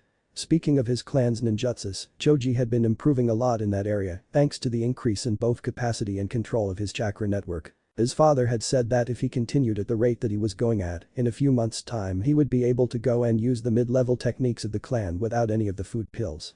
That was something that Choji was giddy about because he knew just how dangerous those things were and he didn't want to have to use them unless absolutely necessary. Having more techniques to fall back on would mean less chance of that. Choji had even begun attempting to learn some basic Dota ninjutsu as per the request of Asuma-sensei after they had tested what affinity he had. This was in case his opponent ever had some sort of counter-maneuver against his clan jutsus. He had learned one defensive and offensive move. Choji was at the point where he couldn't really learn any more Dota ninjutsu by brute forcing the jutsu. He needed to start learning elemental manipulation if he wanted to make any more progress in that area. Choji wasn't the only person who made some gains over the past month. Naruto too had made promising progress. As expected, the primary focus on Naruto's training was centered around his bloodline limit. Naruto spent the majority of the time attempting to create a taijutsu style from scratch. Naruto had quickly learnt that the best places for him to create the bones was from his joints. This meant knees, elbows, palms and heels. They were the parts of the body where Naruto could draw the most power from and connect with the most damage. His taijutsu mostly centered around keeping his Kekkei Genkai hidden until he got in striking range and then surprised people with it. One of the benefits of this style of fighting meant that he constantly had his skin reopen all the time. This, in combination with the fact that he was the son of a Jinchuriki, meant that Naruto's body had adapted to the recent changes and started healing Naruto faster than normal in comparison to other shinobi. That wasn't the only positive going on inside of Naruto's body at the moment. The influx of calcium did to his body. He felt great in how the mineral affected his bones and made them that much stronger. This wasn't the only benefit that the milk provided, as it was loaded with calories and protein, and this excess of nutrients meant that Naruto had put on a bit of muscle, so it didn't look like he was twig thin. It still looked like he was very skinny, but that was because his bones were much larger than normal. Still, this increase in muscle meant that Naruto was now faster and stronger. Not only that, but his stamina increased as well. Initially, Asuma had penciled Naruto and a mid-range ninjutsu juggernaut. This was solely based on his lineage as having a Hokage, and a Jinchuriki definitely meant that you would have higher chakra reserves than most other kids. Now when the Jonin looked at Naruto, he saw the boy being some kind of ninjutsu to jutsu hybrid shinobi. The Yondaime Reikage seemed to make it work pretty well. In the space of a month, Naruto had managed to learn the first stage of elemental manipulation, where he had to start a fire on a very green leaf and then keep it from touching the edges of the leaf. Now for Naruto, the next step for the blonde-haired boy was to do it with a dry, dead leaf. Eventually, the goal was to be able to do it with styrofoam, and then he would be delving into the realm of advanced Kaiten manipulation. What Naruto had noticed was that thanks to getting the elemental manipulation down pat, his was able to upgrade his C-rank ninjutsus into B rank. It also meant that he didn't have to expend as much chakra compared to what he used to have to do to get the same result. It meant that Naruto now effectively increased his stamina. The blonde-haired boy had even learned a new jutsu completely from scratch. Admittedly, it was by no means the final version of the jutsu, but Naruto was proud with how far he had come with his bloodline. The jutsu that Naruto had recreated was the finer bullets that his sensei had told him about. The genin decided that he would fully perfect one bullet before moving on to the whole hand rather than just use all fingers, but very poorly. He wanted the jutsu to be a trump card that people wouldn't expect. But Naruto wasn't the person who had improved the most in the space of a month due to the hectic training regime that Asuma had begun putting them through. That was a title solely reserved for Ino. To be fair though to the others, when you were starting from such an untrained position, it meant that she was able to get the most improvement in the same amount of time frame compared to her teammates. The more skilled you became, the more effort you had to put in to get the same or even less returns. Ino now no longer was just an academy student. She was a proper genin in the eyes of not only her sensei, but also her teammates. She took her profession seriously. She no longer did fad diets in the attempt of impressing a boy which affected her abilities as a shinobi. With her improved diet, Ino managed to build some muscle which not only made her faster, stronger, gave her more longevity and stamina in a fight, but it also made her but firmer, bigger, lose the flab under her arms, tightened her stomach up a bit. The little fat on her body had been converted into muscle, and the blonde-haired girl loved the changes it had done to her body. Not only did she still look good in her opinion, but she had the power to back it up. Not only had her physical attributes increased exponentially in the space of a month, but Ino's chakra reserves had done so too. Just like Naruto and Choji, Ino was the last out of the group to now be able to spar on top of the water's surface. At the end of her 1-month training bootcamp, Ino was now able to spar on top of the water's surface whilst using jutsus. It wasn't just her clan's special ninjutsu that she was using either. Ino knew just how vulnerable she was since she wasn't as skilled as her father to stay conscious. That was why under the suggestion from her sensei, the Yamanaka girl had decided to branch out and start incorporating Jinjutsu into her little bag of tricks. If all that wasn't enough, then Ino put her keen mind to good use when she was spending time with Shikaku in terms of learning strategy. She knew that that was the best thing that Shikamaru had going for him, and if she could be half as smart as he was, then she would be beyond happy. Finally, the last area that Ino had decided to take an interest was in the area of poison. If she was honest to herself, the only reason why she had decided to study this area was because working at a plant shop got boring quickly. During her downtime, Ino started reading up on what the most dangerous poisons were and which plants she had to mix to create them. At the moment she hadn't made any vials yet, but she definitely planned to in the near future and tip her weapons with them to make them that much more potent. "Okage-sama, I request a mission for myself and my genin team," Asuma stated as he locked eyes with his father. There was a brief flash of concern in the eyes of the Sandaime Hokage as he knew that this was the first mission above a D rank that Asuma and 2 of his students had taken since the death of the Nara clan heir. "Asuma-kun, you know that when it is just us two, you don't have to be so formal. Now, are you certain you want to take a mission so soon? Are your students even ready for this?" The Hokage questioned, to which Asuma nodded. Sure, the 2 of them had been through a lot over the life of their relationship and there had been more than one disagreement along the way, but Asuma valued the caring nature that his father still had for him. "Yes, it's finally time to get back on that horse, as they say, and as for the standard of my students, well, I guess you will just have to wait until the upcoming Chunin exams date until you get to find out," Asuma said with a smirk pretty much taped onto his face. Here is in like to see the confidence on the face of his second-born son. He couldn't help but be curious as to just how good his team must be for this much confidence to be showing. Asuma was normally the type of person to be quietly confident until he knew that he was going to win, then he would gloat so much. Them gloating this much might now meant that he thought that he had already won. Just how strong had his team gotten in the past month? From what he could remember of the team selections 2 months ago, there was nothing special about the Yamanaka and the Akimichi. Sure, they were promising shinobi, but they were nothing special. There was nothing that screamed out prodigy from when the team selections were made. The just left Minato's son. Again, there was nothing in his file that screamed out that he was going to be close to what his father was capable of. Admittedly, he hadn't bothered seeing what the boy was like himself, but that was mainly because he didn't care that much about the boy. From what he had heard was that he passed the academy with the second best grades in the class behind Niji Hyuga, but Kakashi failed him on his graduation test. Obviously there was something bad about the boy. If Kakashi wasn't willing to take him, then there had to be something wrong with the boy, as he was certain that Kakashi would have taken him, even if he wasn't up to standard, just because of who the boy's father happened to be. He hadn't heard of Naruto improving any bit since becoming a genin a little over a year ago. Just what did the boy learn to be getting this much praise from his son? How good is Minato's son? Hiruzen honestly questioned to his son. He didn't think that Naruto would be as good as Konohamaru or even Sasuke Uchiha. That wasn't even including the two boys that guy had under his charge, who were both very good in their own right. Well, let's just say that if there was a fight to the death between Naruto and Sasuke, well, we would have to get Itachi somehow back in the village if we wanted to restore the Uchiha clan. If Naruto fought up against Konohamaru, well then you would have to order Jiraiya back to Konoha to seal the Kyuubi once it is released. Asuma confidently stated. When the Chunin exams come up, I'd bet your Hokage's pension fund on having my whole team make the final in the Colosseum and to see Naruto in the grand final. Even if I had Tsunade's betting luck, I would put money on it. That's a very big claim to make there, Asuma-kun.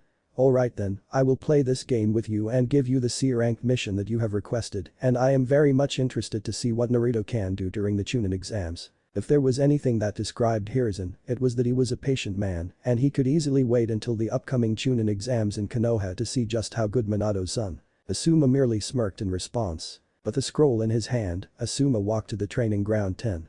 He was giddy and also nervous. Despite the facade of supreme confidence, Asuma was actually pretty hesitant. No matter his feelings, he knew that he had to do this because the longer he left it, the more psychological damage it would do.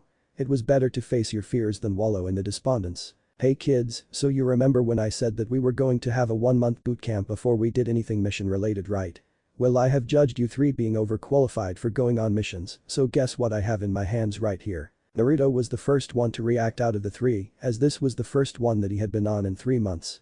He was very much eager to test out his bloodline in a proper fight. It's a C-rank mission. How much does it pay? Naruto questioned, to which Asuma looked at him weirdly for a second. Each of you will be getting $400 for the completion of this mission. It is an escort mission. There is a family going on holidays in the south of Tea Country. We will be taking them from the capital of Hai no Kuni to their destination. We will be leaving them, and when they are leaving for the capital, another team will pick them up. Now, I want you three to go home and pack for a mission. I expect you to be at the main gates in half an hour. I will be checking your packs to make sure that you have everything that is needed. Asuma stated, to which all three of the students nodded. Naruto's was immediate, Ino stalled for a bit before nodding, and Choji was quite hesitant as it seemed to be getting cold feet. Oh, we don't have time to waste. Asuma commanded, which snapped Choji out of his state and made the boy head home to go and get prepared for the mission ahead. It worried Asuma when Naruto's first question was how much he was going to get paid doing this. It wasn't something that was that bad, as every shinobi had some sort of motivation, and as long as it was one that didn't affect the team, then he was all for it. If it came out that Naruto was solely focused on money though, then it always opened the potential for someone to attempt to bribe his student. Oh well, that is something that we can work on at a later date. Asuma thought to himself before he too went and packed the essentials for the mission. Ino wasn't looking forward to this. She knew her mother had today off and knew what this meant. The second her mother realized that she had a mission to prepare for, it was unlike Donkey Kong. Her mother had made no secret of her feelings in the matter regarding her shinobi career. Ever since the death of Shikamaru, she had pulled no punches when it came to whether or not Ino should continue her career as a shinobi. The thing was that her mother had only started dating her father when he was transitioning from a field shinobi into the interrogation department. She didn't have to contend with the fact that someone she cared about could realistically die whilst on a mission. When the death of Shikamaru on the exact same mission that Ino was on, well, it rocked home for the civilian woman. She didn't want to imagine what would have happened if it had been her daughter who had taken the blow. For the past month since the death of Shikamaru-kun, she had been pressurizing Ino into dropping from the field and going into something like teaching. That way, she could still be a ninja without having to run the risk of potentially losing her life. As far as the mother was concerned, this was a win-win situation for her daughter. The worst part as far as Ino was concerned though was the fact that her father, a very good shinobi, wasn't even aiding her. He was taking the side of a civilian, even if he happened to be married to said civilian. Of course, Ino knew that both of her parents just wanted for her to be safe. It was just the fact that they had a really bad way of showing it as far as the platinum blonde-haired girl was concerned. Knowing that she had to say goodbye despite the tirade that she was going to get, Ino headed downstairs. Mom. I'm going out on a mission, I won't be coming back until next week sometime. Ino didn't know how, didn't really want to know, but somehow, her mother had managed to close the distance far faster than any shinobi ever thought possible. Really, you're going on a mission? What rank is it? Does your father know?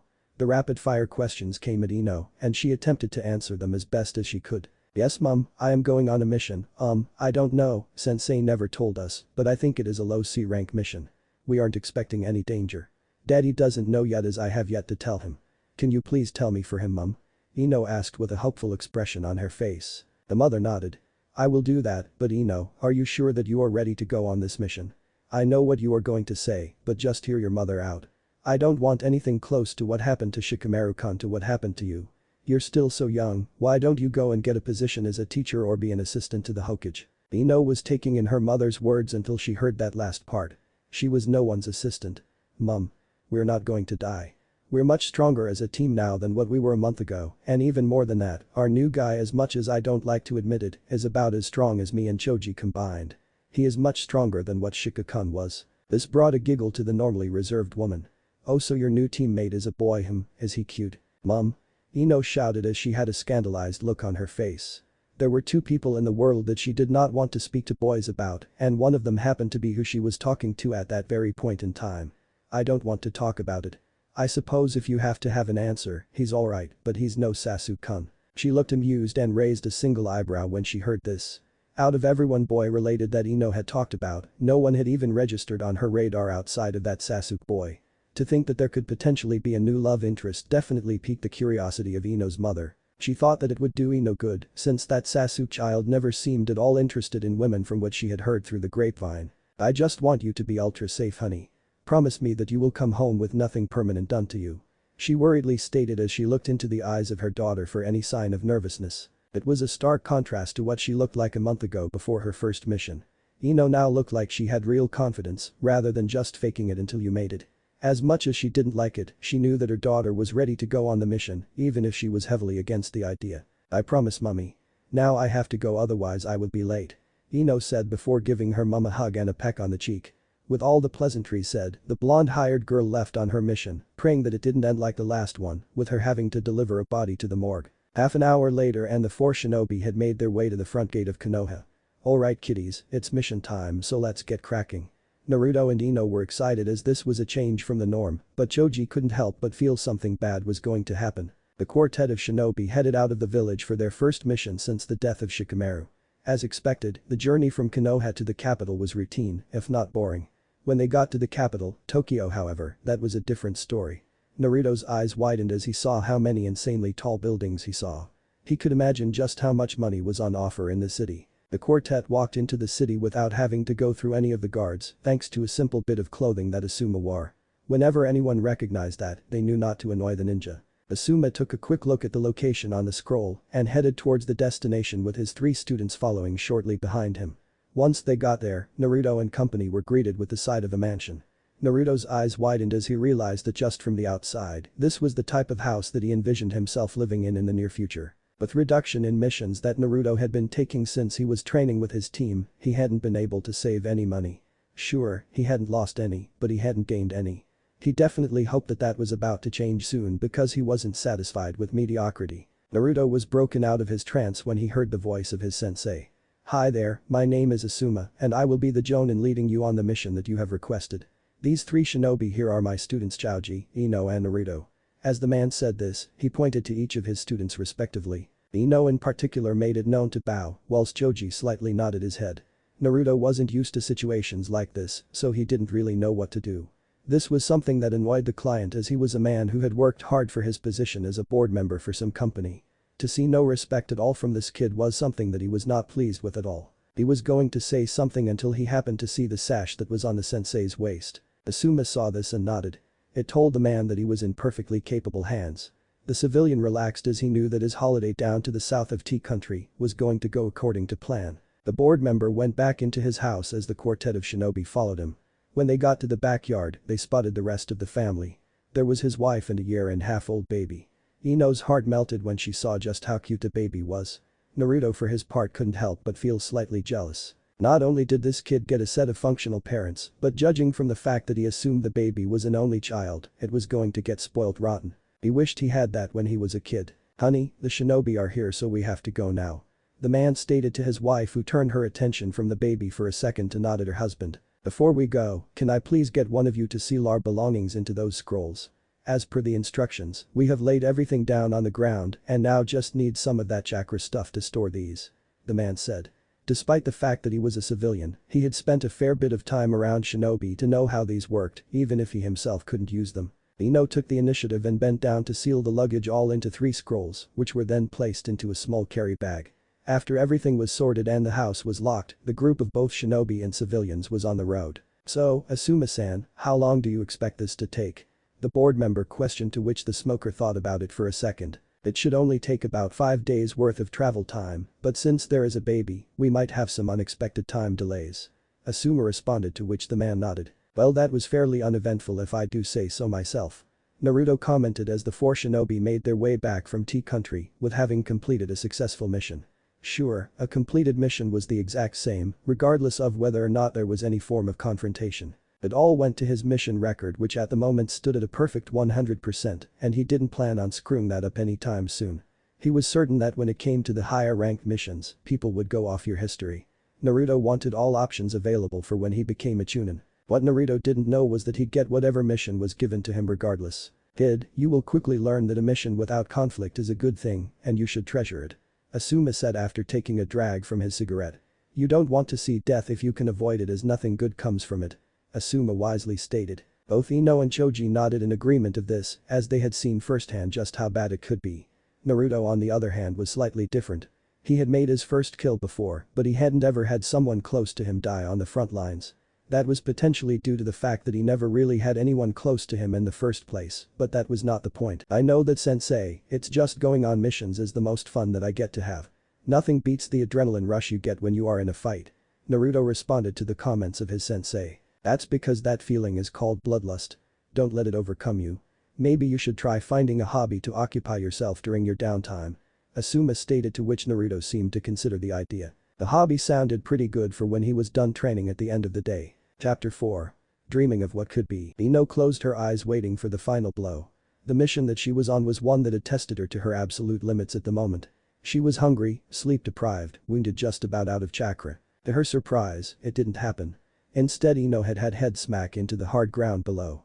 She looked up, much to her horror, and noticed that once again, she had to be saved by one of her teammates.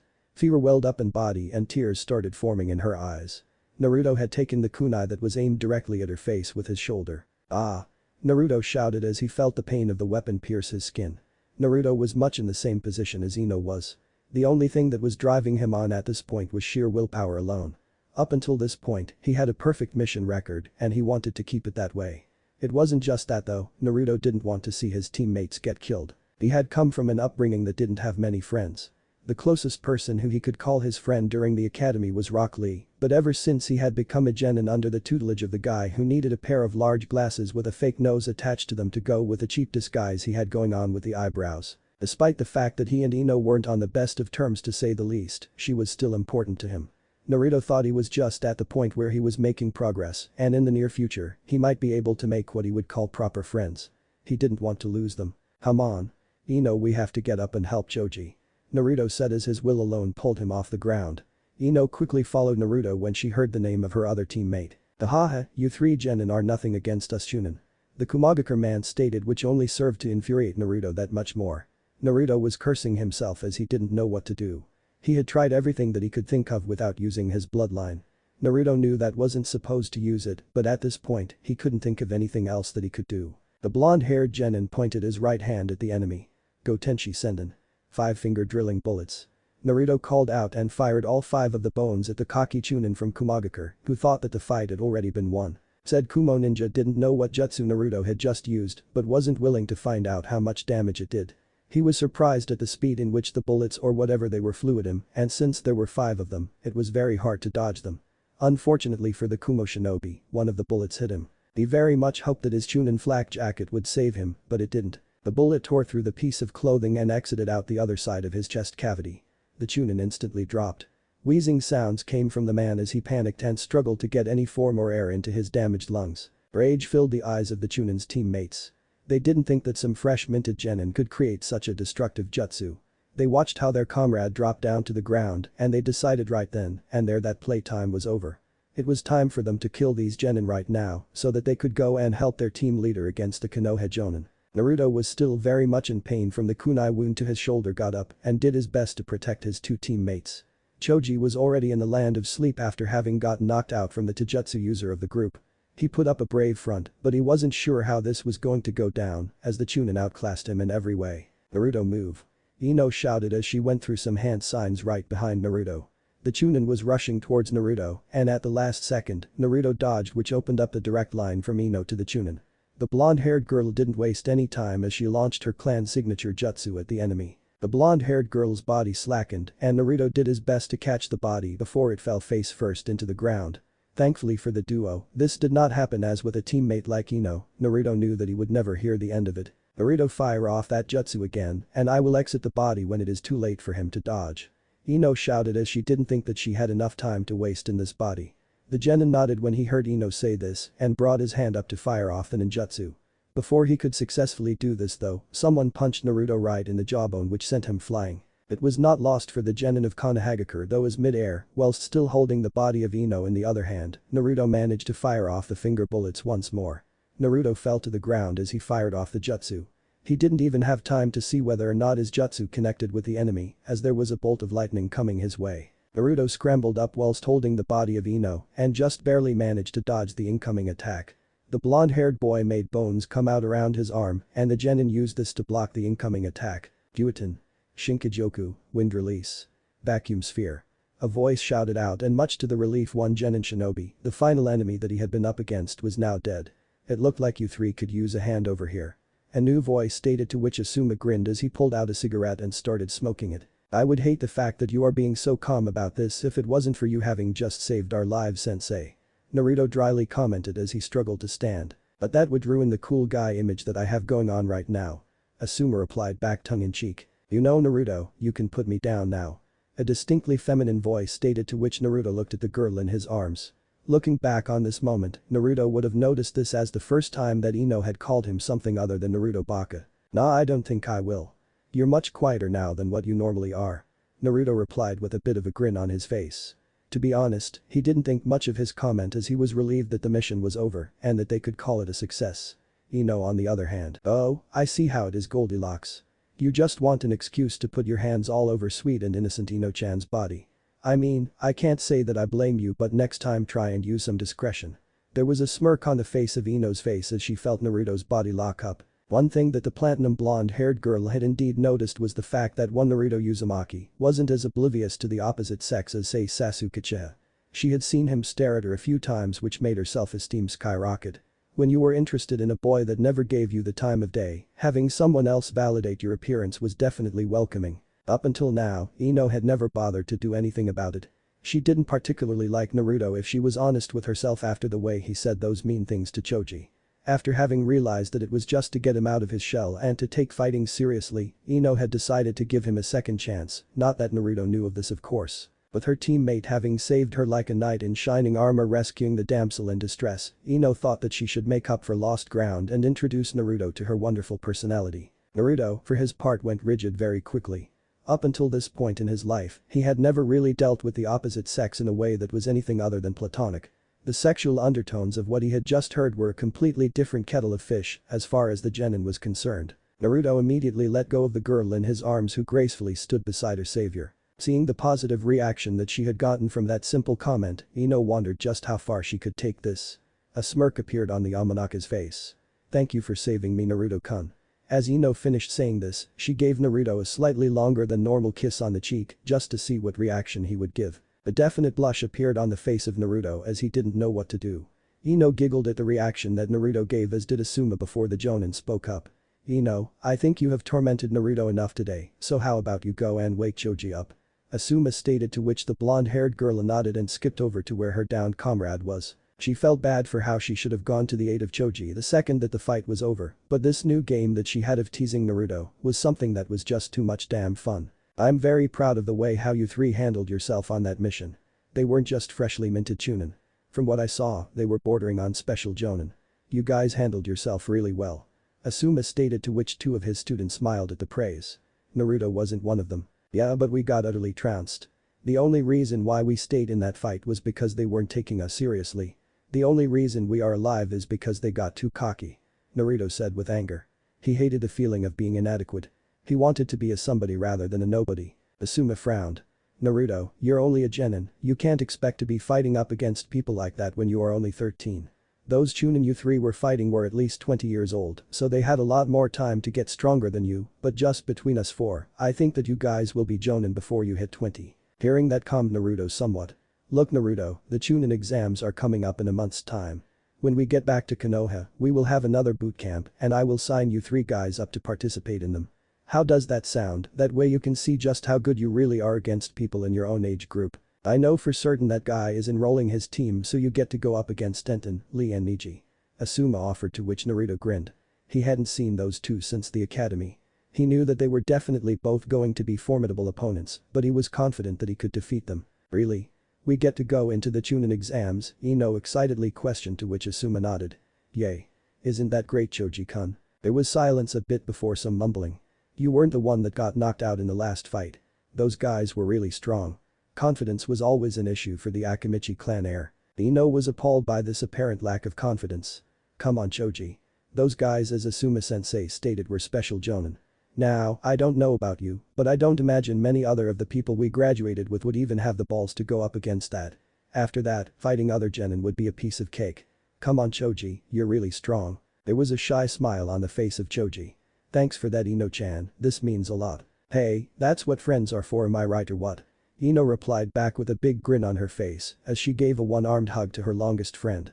One party couldn't but watch this interaction and feel jealous. He knew that they weren't doing anything intentionally to annoy him, but when you grew up as an orphan with nothing but the clothes covering your skin, Naruto wanted that almost familial sense that his two teammates shared with one another. Come on kids, let's head back home. Asuma said, and the group picked up their weapons and headed back to the village hidden in the leaf. What? You were on an A-ranked mission as a genin, and Choji was knocked out, wait until I get my hands on that Asuma. Choji's mother shouted out after she had just heard some information from Ino. Mom, it wasn't like that. We were on a mission to protect this guy's livestock of sheep before it went to auction. One of his competitors, who was really rich, hired some people to take out all of his stock so that he would be forced out of business. Asuma-sensei deal with his opponent the Jonin and then helped us. Choji stated in an attempt to stop his mother from poisoning his food when the man next came over. He liked Asuma-sensei. Still. You said that Asuma thought that they were Chunin bordering on special Jonin. How did you manage to survive that? Not that I don't think you two are good, but that is a different level. The normally calm and reserved woman that was Ino's mother questioned. When it was her daughter's safety in question, all sense of poshness went out the window. Well, our new teammate Naruto-san is very good. He's better than me and Choji, but that's because he graduated last year and has an extra year on us. Ino quickly stated. A little too quickly. Oh, is that the new person who you thought was cute? A probing question was directed towards Ino, who blushed in embarrassment. This was news to both Choji and his mother. Obviously there was something that hadn't been shared between the two mothers. Scandalized, Ino responded. I did not say that, Mum. All I said was that he wasn't unattractive. I mean, where do you get these weird crackpot theories? The Yamanaka girl questioned as she pushed some of her hair behind her head. As this was happening, Choji was looking at the girl with an amused expression on his face. Hey Ino, why haven't you told them about he was your knight in shining armor and took a kunai which was aimed directly at your face?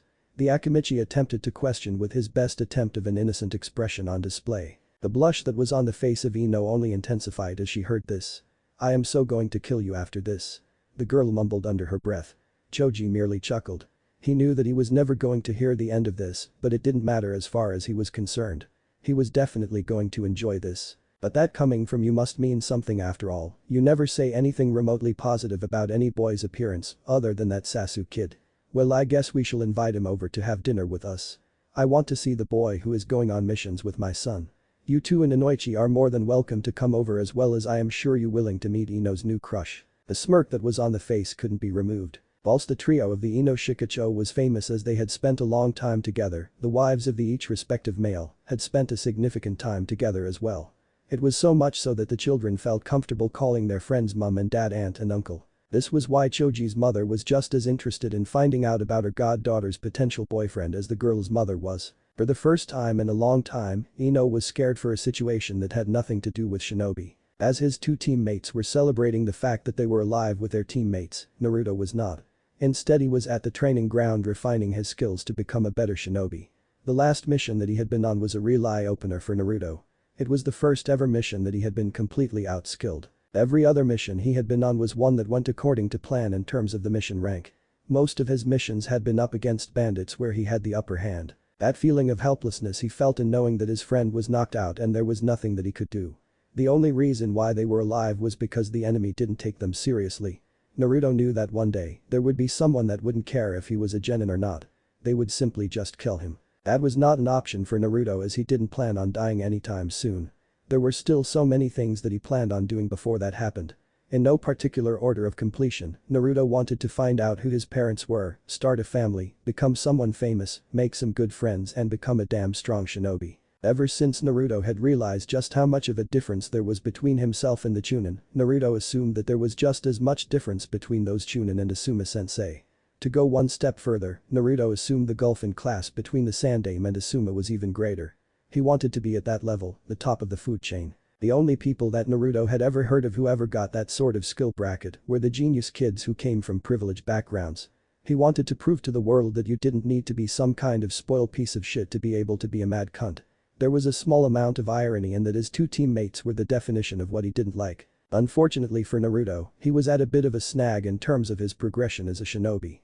He had learned all of the C-rank fire ninjutsus at the library, learned the basic elemental manipulation training, and his taijutsu was something that was very hard to learn since he essentially had to create his own fighting style, which was no easy feat. Because Naruto had a bloodline limit that no one else in Konoha knew anything about or had any scrolls on, it made the progression damn fun. This forced the blonde-haired boy to create every single jutsu his bloodline could be used for. Unfortunately for Naruto, he was not the genius type of shinobi. He was the brute force type where he would pour tons of effort to learn something that he couldn't get fairly regularly. He wasn't all that smart. He was just very hardworking, and that meant he found it hard to create ideas on what to use his bloodline for outside of just regular taijutsu and firing off his finger bullets. Sure, he definitely wasn't against the fact that he had, but in comparison to what some other bloodlines like say the Sharingan did, it was a bit lackluster, Naruto thought. The trio of shinobi were standing in front of the gates to a place that they never thought that they would return to. For Naruto, he hadn't been to the place in just under a year and a half. For the other two, it was slightly more recent. So, who do you think are the people that we should be watching out for in these exams? Naruto questioned to his two teammates. Ino was busy filing her nails in an attempt to not give off how nervous she was about these exams. Well, I heard from Sakura that there is some team from Suna which are really strong. Apparently they only backed off when Sasuke-kun showed up to save the day. Ino said with a grin on her face. What Ino wasn't saying was that she had also attempted to pair up the differences between herself and Sakura. Unfortunately for the blonde-haired girl, her former friend didn't see it that way and still saw it as some form of trap to get Sasuke for herself. Ino decided that she wasn't going to ruin a friendship for a boy, but as she looked back on the situation, it had been a very long time since Sakura and herself could call one another friends. The blonde made the executive call that if Sakura wanted to repair the friendship, the ownership was on her. Alright, so be careful of those guys. To be fair though, from what you've described, the only real person of worth on that team is the Uchiha, and that's just because Ino rides his willy all the time. Choji chuckled at Naruto's comment. Ino didn't appreciate anywhere near as much as she was not like Sakura at all, she had some pride. I bet you would prefer it if I was riding someone else's willy, don't you, Naruto-kun? The Yamanaka girl stated with a suggestive tone of voice as she gave Naruto a hug from behind. Naruto went ramrod still. He didn't know how to react, but if they were gauging it based on Naruto's bodily reactions, but he thought that he would fail judging by the rush of blood downwards. As this was happening, Choji watched on with wide eyes. He didn't have the stones to speak up at this moment. Yeah, that's what I thought, Naruto, so shut up. Ino stated as she got off Naruto and flicked her bang of hair as she straightened her posture. WWW, what was screw it. Women are crazy. Naruto mumbled as he tried to comprehend what had just happened. Choji nodded in agreement with what Naruto had to say regarding the matter. The trio of Chunin hopefuls headed into the academy and they noticed a large group of shinobi who were standing around a door. Now Naruto might not have been the best when it came to Jinjutsu, but he was pretty decent at detecting them. Naruto looked to confirmation from the resident Jinjutsu practitioner for her approval. She nodded. They must be trying to weed out all of the really bad people. Choji whispered, to which Naruto and Ino both nodded. Yeah, let's go stand in the background and watch to see what happens. Ino stated as if her word was law. Naruto didn't agree with this opinion, but since they went by a majority rules vote, he had to abide by it as Choji agreed with Ino. Naruto wanted to walk in and start taking names as he wanted to make a name for himself. It was then that Naruto saw Lee, who was trying to convince the two guards that he was very weak. Naruto didn't buy it for a second. From what he had heard, Lee had managed to get a sensei who was just as strong as Kakashi, but he was taijutsu focused. Considering the only thing that Lee could use was taijutsu. That was a match made in heaven as far he was concerned. That coupled with Lee's insane work ethic made Naruto think that this act was completely full of shit. Still, Naruto was curious to see as to how it would turn out before he made any judgment calls. The blonde-haired boy didn't have to wait much longer, as in came he that he couldn't stop hearing about from Ino. It was Team 7. The only one in the group that looked like a proper ninja was the Uchiha, and even that was a stretch as far as he was concerned. The girl that was apparently Ino's rival looked pathetic. She looked so weak that he was surprised she passed the academy. Really, this is what Ino compares herself to? She's much better than this pink-haired girl, and why in the blue hell does that Rudy Poo wear such a long scarf? That is surely going to get him killed one day. Naruto thought to himself as he noticed who must have been the Sandame's grandson. When Naruto found out that the boy was the nephew of Asuma, Naruto decided that he wanted to find out more about the boy and to see where he stacked up against the genin.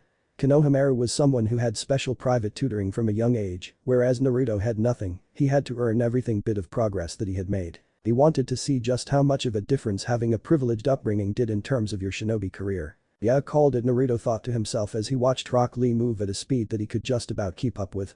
Naruto watched in amusement at the look of shock on both of the people attempting to hurt one another about the sudden inclusion of Lee. It was here where Naruto decided to step in. He had had far too much of sitting on the sidelines as far as he was concerned. Plus, he hadn't seen these people in a long time and he wanted to see them. You know Neji, I thought that they taught you better at the academy. That's the Uchiha fan on the back of his shirt, so he must Sasuke Uchiha. Naruto said loud enough that the attention was drawn to him as he entered the conversation. Everyone turned around and noticed the blonde-haired boy. Naruto, it's good to see you again. I thought that you stuck without a sensei and a team, how were you allowed to enter? Sure, he may have been right, but Neji had a way with words that only socially inept people could match. Nejith, it's uncalled for, you piece of shit. I figured out that faggot's test right from the start, but my so-called teammates failed, so I had to become a genin without a sensei and wait for a free spot to open up. Naruto said with an annoyed expression on his face. His graduation wasn't his fault. Then I am sure that you would like to know just who this team's sensei is then, Naruto. Their sensei is Kakashi Haddock. Naruto's attention rocketed from the 3 genin that made up Team 7 and directed it straight at Neji with a glare on his face. What did you say? As if their sensei is Kakashi team. As if these 3 are his students, they all look like shit. I don't believe you. There was the slightest of smirks on the face of Neji before he turned to Team 7. They're here now, why don't you ask them yourself, Naruto? Konohamaru, not realizing what this guy was so angry about but taking offense to the fact that this guy called him shit, spoke up. Yeah, Kakashi is our sensei. You couldn't even pass Kakashi sensei's test. Look who the loser is now, huh? Naruto gave the kid a year younger than himself a very pointed glare. You're very lucky that I don't want to disrupt my chances of becoming a chunin, or you would be on the ground as a broken pile of bones. Hey. Watch who you're talking to. Don't you know that he's the grandson of the Sandame Hokage? Sakura shouted out in return as she didn't like anyone insulting her teammates unless that person was herself. Naruto looked at the girl from head to toe in the most blatantly obvious way. He didn't care if she noticed. Sakura for her part felt uncomfortable with the way that this person who hadn't even introduced themselves was looking at her. You're the trashiest of your whole team. You wouldn't even be able to help your teammates if I decided to fight them. Hey. Konohamaru shouted as he pointed his finger right in the face of Naruto. I dare you one more time to say that to her and I will punch your lights out. BFFTT, I don't need to do that. The only person from your team that I was interested in seeing how good they were has just gone and decided to fight Lee. It should be interesting to see how much time it takes Lee to defeat Sasuke. Naruto stated before using the Shunshin to where he had seen Sasuke and Lee walk. This left Sasuke's 2 teammates rapidly chasing after Sasuke to see what all the commotion was about. They arrived in time to see Sasuke with his Sharingan activated getting launched into the air with a right-footed super kick straight to the face. Lee followed this up by undoing the bandages around his wrists and jumped into the air chasing after his opponent. That was until something pinned one of the bandages to one of the walls of the building. What the hell was that? I didn't even see it. Naruto thought to himself, but the scary thing for him was the fact that apparently Lee did, which meant that the boy was obviously hiding his skills. Naruto was content with what he had seen beforehand as he knew that he could keep up with that speed, but if Lee was hiding even more speed then Naruto knew that Lee was going to be a real tough opponent. Now, Naruto knew that the shinobi world was home to some unique characters, him with his bloodline being one of them, but he didn't expect to see a talking turtle. It was a surprise, but then Naruto eventually realized that it was a summon animal. That made it seem nowhere as special.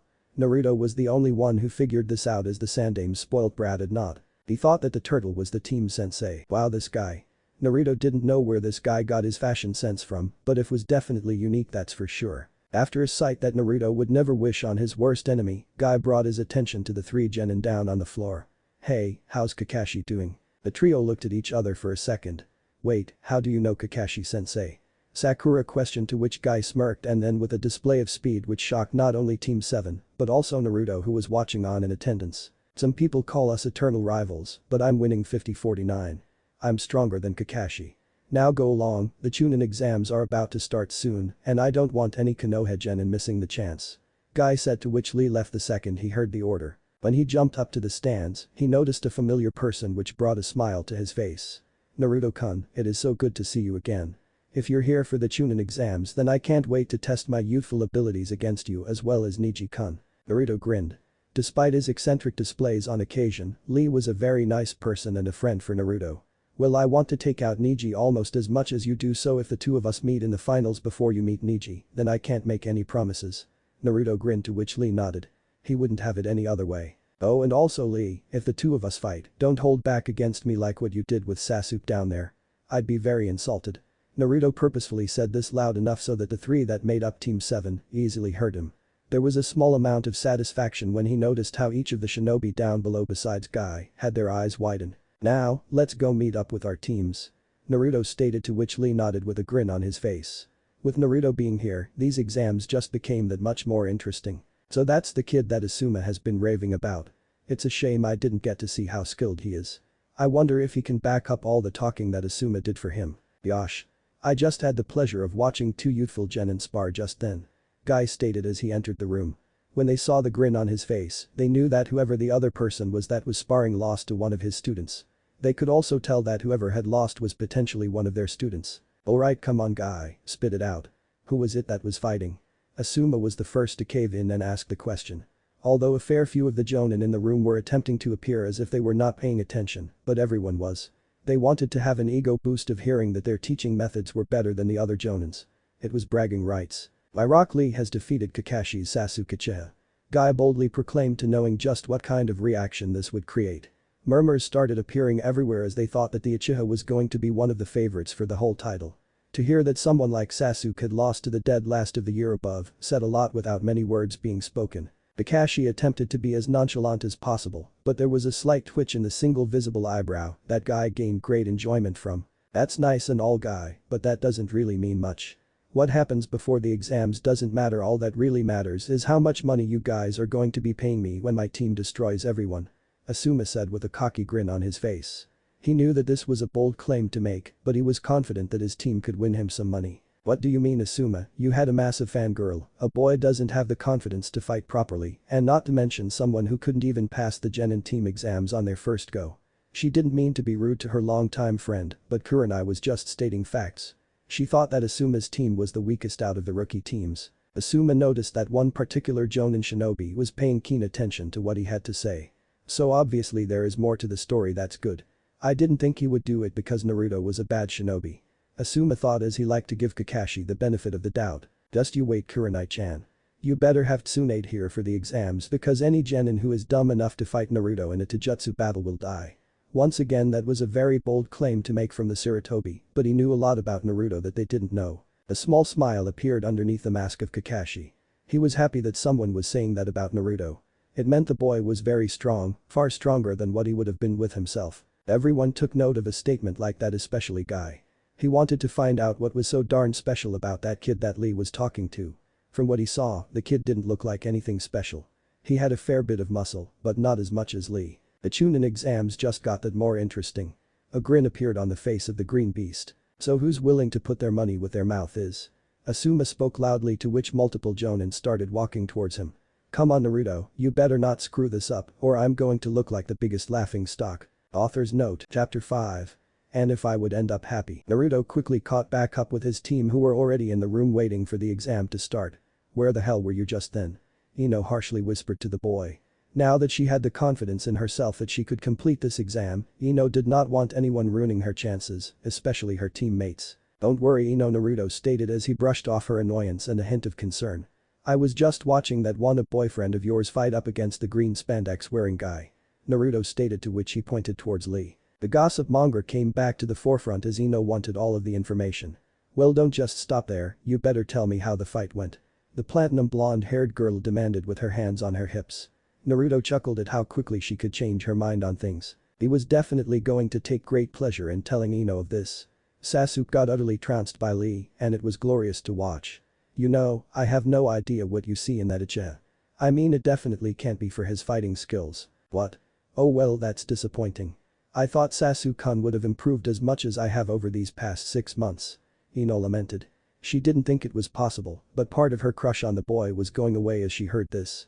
Part of the reason as to why he had been such a mystery back in the academy days was because he was untouchable. There was no one in the year that could come even close to matching Sasuke. To hear that the worst person from the year above utterly dominated Sasuke made Ino consider how good was Sasuke really. She was confident that Naruto was better than the dead last of his year, and what did that say about the rookie of the year of that class? Just how good was he? The doubts that Ino had gotten rid of quickly came back to the surface. Naruto noticed this and quickly attempted to nip it in the bud. Hey Ino, Choji could have defeated him, and so could have you if it was in the field, rather than just an empty square room. Trust me, you guys have nothing to worry about.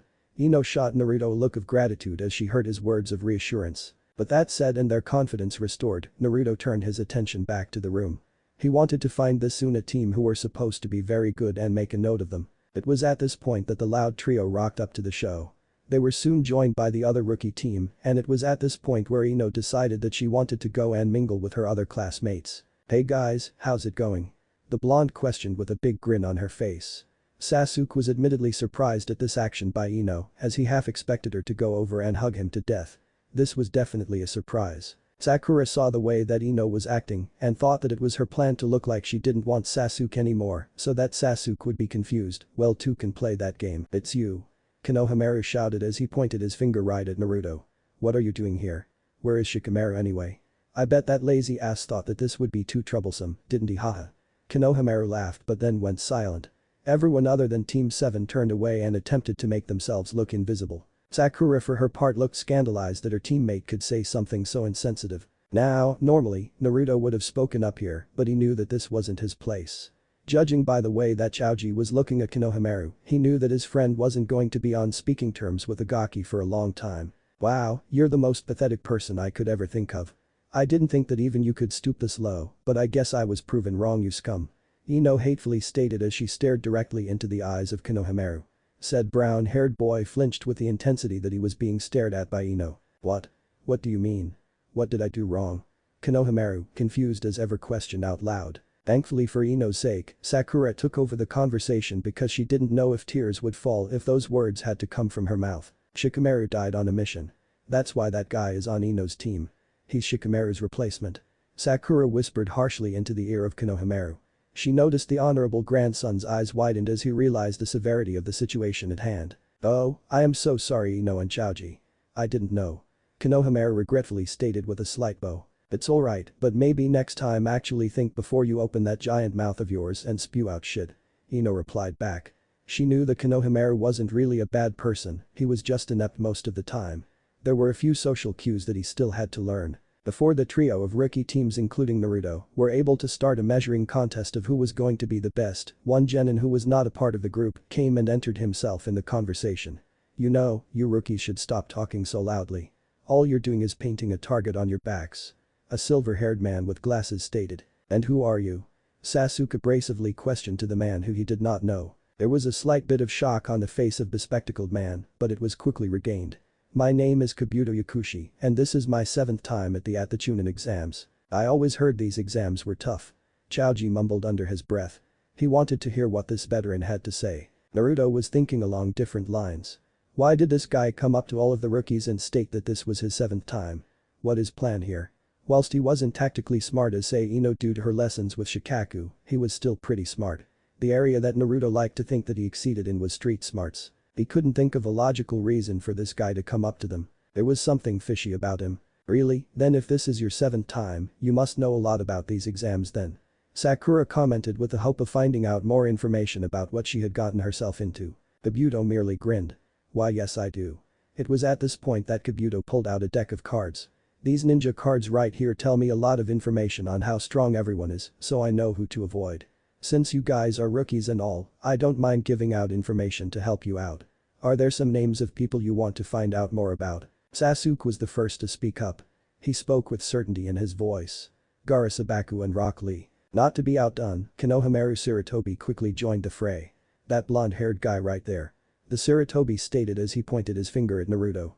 Just because he had heard of Shikamaru's death, it didn't mean that he was going to not take freebies when they were on offer. He didn't like the guy, and he wanted to find out what his skills were so he could smash his face in. Everyone looked at Konohamaru with a bit of a sneer as it was a bad thing to do in front of said person. He didn't care though. They weren't going to help him on his quest to become the Goddamn Hokage. Okay then, well for Sasuke that's easy because he knows their names. Here we go Rock Lee. It says here that he is weak in ninjutsu and jinjutsu, but he is extremely strong in taijutsu. He has been on 10 C rank missions.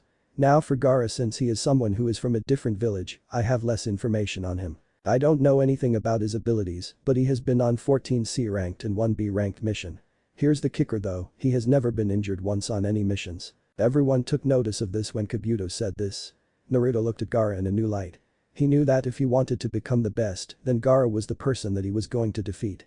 The only two other people beside himself that he thought could handle something like that were Neji and Rock Lee. Now, for you Konohamaru. Since he is a Konoha shinobi, that will make it a lot easier. He is teammates with the Yamanaka and the Akamichi. Here we go. Naruto Uzumaki. It says here that he is proficient in both ninjutsu and taijutsu, whilst satisfactory in jinjutsu. His sensei is Asuma Sarutobi and, get this, he has been on 7 C rank missions and 1 A ranked mission. He has never failed a mission with a success rating of 100%. Even Kabuto was surprised at the fact that this kid here had done an A ranked mission. Maybe he should inform Orochimaru about this kid as he could potentially be a good host, well beneath Sasuke-kun of course. Everyone that was in hearing range apart from Ino and Chaoji turned around to stare at Naruto. The blonde-haired boy merely smirked when he heard this. He saw the fear and unintentionally let out a bit of killing intent even though he didn't know how to use it properly. Behind that smirk though, thank fuck that didn't state that I have the dead bone pulse. What I want to know is how the hell did this guy get all that information on me and Lee? Something is definitely fishy about him. At least my bloodline hasn't been officially documented down as me having it and has only been passed around with word of mouth to a select few. I'm pretty confident that not even the Hokage knows about it. See that village over there of Sound Shinobi though, they're a new village, so not much is known about them, but I can't imagine them being that strong. Kabuto stated as he moved the glasses on the rim of his nose. With what happened next, Naruto felt somewhat bad about himself. He watched as the sound genin used some sort of jutsu that made Kabuto bent over and vomit whilst cracking his glasses. Now, Naruto knew that the part of the body that controlled balance was your ears. That in combination with the glasses and the name of the village meant that Naruto had quickly figured out how this guy's technique worked. All of you kids shut the hell up unless you want to get disqualified. Now that I have all of your attention, my name is Ibiki Marino and I am the examiner for the first exams. Here's a good opportunity after that display from the Sound Village, there will be no fighting without the permission of the examiner. Even if permission is granted, killing your opponent will not be tolerated. Pigs that disobey this order will be disqualified. Do I make myself clear? Ibiki loudly shouted, to which a lot of the genin merely gulped and nodded as they feared the scar-faced man. Naruto on the other hand, well he didn't. His last mission was a fight to the death that he only barely made it out alive. He wasn't scared of some guy who as now could only talk the talk. When he started walking the walk, that's when it would get interesting as far as the blonde-haired boy was concerned. Now, we will start the first exam. When Naruto found out that it was a written exam, he wasn't too pleased with this. He had put a lot of effort into his studies, but that hadn't really gotten him that far. He could only hope as he didn't know how this would end up. It was then that Naruto face planted into the table. A few people chuckled, but Naruto smirked when he got his head back up and immediately wrote down the answers to the test. It was after that that a look of confusion appeared on the face of Naruto as he looked down at his paper and to his surprise, all of the answers had been filled out. He wasn't going to look a gift horse in the mouth. "You know you mad bitch, thank you." Naruto cheered internally as he realized what had just happened. All of the worries that he had for the exam instantly vanished right in that second because he knew that if there was ever a point that he didn't know what to do, Naruto would have the full support of his teammates and vice versa. They would pull through this together. Then Naruto had to listen to a rather impressive little speech from Konohamaru even if he thought that it was unnecessary. Didn't the guy realize that the whole point of the first exam was to weed out all of those who weren't capable and he just made those kids set up for a rough time in whatever the second exam was. The second that they got the words of encouragement from that Ibiki guy, a massive gust of wind appeared besides the man. Once the clutter all died down, a woman appeared in the middle of a banner. Naruto had to admit that looking at her objectively now that he was entering puberty, this girl was pretty hot. Just from looking at her he got the vibe that she was batshit crazy. Never stick your in crazy. There was a bit of banter between the two proctors before she led the Chunin hopefuls out to a rather harrowing location. There was one statement that scared Choji a little though. She's going to cut us in half. Welcome to the stage of the second test, training ground 44 or otherwise known as the Forest of Death. Anko stated with a sinister grin on her face as she could only anticipate their reactions. Yeah, so stay the fuck away from that Kusa shinobi. I'm getting a bad feeling about him. Naruto thought to himself as he watched Konohamaru once again shoot himself in the foot. For that genin to be able to sneak up on a jonin was not something that was commonplace. Who knew what other skills they had up their sleeves? Naruto wasn't even sure if that person was a man or a woman. Naruto's attention was broken when the proctor decided to speak up. Now, before we start the second test, there is something that I need to hand out to you guys. Anko stated as she was holding on to some forms in her right hand. To be able to compete in these exams, you will need to fill out these forms. There will be deaths in the upcoming exam so you will have to sign this form saying that myself and Konoha bear no responsibility for what happens in the forest. The frightening thing was the smile in which the lady said this with, I'm going to explain the second test and then you can sign the form afterwards. Then each team will check in that booth behind me. When she got a few hi and a couple of nods, Anko took that as the sign to continue speaking. Simply put, you will attempt to the ultimate survival. There are 2 scrolls, a heaven scroll and an earth scroll. To pass the exam you will need to get to the tower in the middle of the forest with a heaven scroll and an earth scroll. Whatever happens in the forest, stays in the forest. There are a few catches though. You will be disqualified if you show up to the tower with only 2 genin. You need to complete this as a full squad of 3 genin. There is also a time limit. The second test will last 120 hours, exactly 5 days. Finally, you must not look inside the scrolls that you find. If you do that there will be a surprise that is even worse than disqualification. The smirk on the face of the woman dared anyone to test this out. What about dinner? Choji's outburst was heard by everyone and they chuckled and some even called him fat. Naruto made a mental note of where they came from because he didn't want anyone to insult his friends. I'm sure you can find enough food in the forest through all the poisonous animals. Anko stated although she didn't really look as if she cared about the fact there may be a shortage of food. Now that's enough explanations. Exchange the 3 forms for your scroll, then choose a gate to get ready at and wait for the start of the second exam kiddies. Anko grinned. Choji picked up the earth scroll for the team and they waited until they were at gate 13 before they talked about strategy. Whilst Naruto was the designated leader since he had the most experience and also the fact that he was the strongest ninja out of the 3 of them, Ino was the strategist of the team. She was the long-range fighter who was able to survey the fight whilst Naruto and Choji got into the thick of it. The major difference that Choji noted between Ino and Shikamaru was the fact that Ino was proactive, whereas his friend was very reactive. He noted that Naruto was in a very similar opinion as Ino and would like to take control of the situation rather than let it develop, and himself well he was happy to do whatever his team wanted of him. Alright, so here's the plan. Since I don't plan on spending any time in here more than what I have to, we are going to search for a team, take their scroll and then head straight for the tower. Ino stated, to which none of her teammates had a problem with that. Oh, and when we see some people, I want to fight them first. I haven't been able to use my dead bone pulse in a proper fight, so I want to see how well it works. Both Choji and Ino nodded. It was better for Naruto to sort these kinks out now rather than later. Also, it wasn't as if they were not going to do anything at all. They were going to be right behind him if he ever needed help. Also, Choji, can you hand me that scroll? I'm probably the best one to carry it. All 3 of them knew that Naruto was the strongest out of the group, so it only made sense for him to hold the key to their success. The trio of Konoha shinobi raced out of the gates the second that they opened and headed northeast.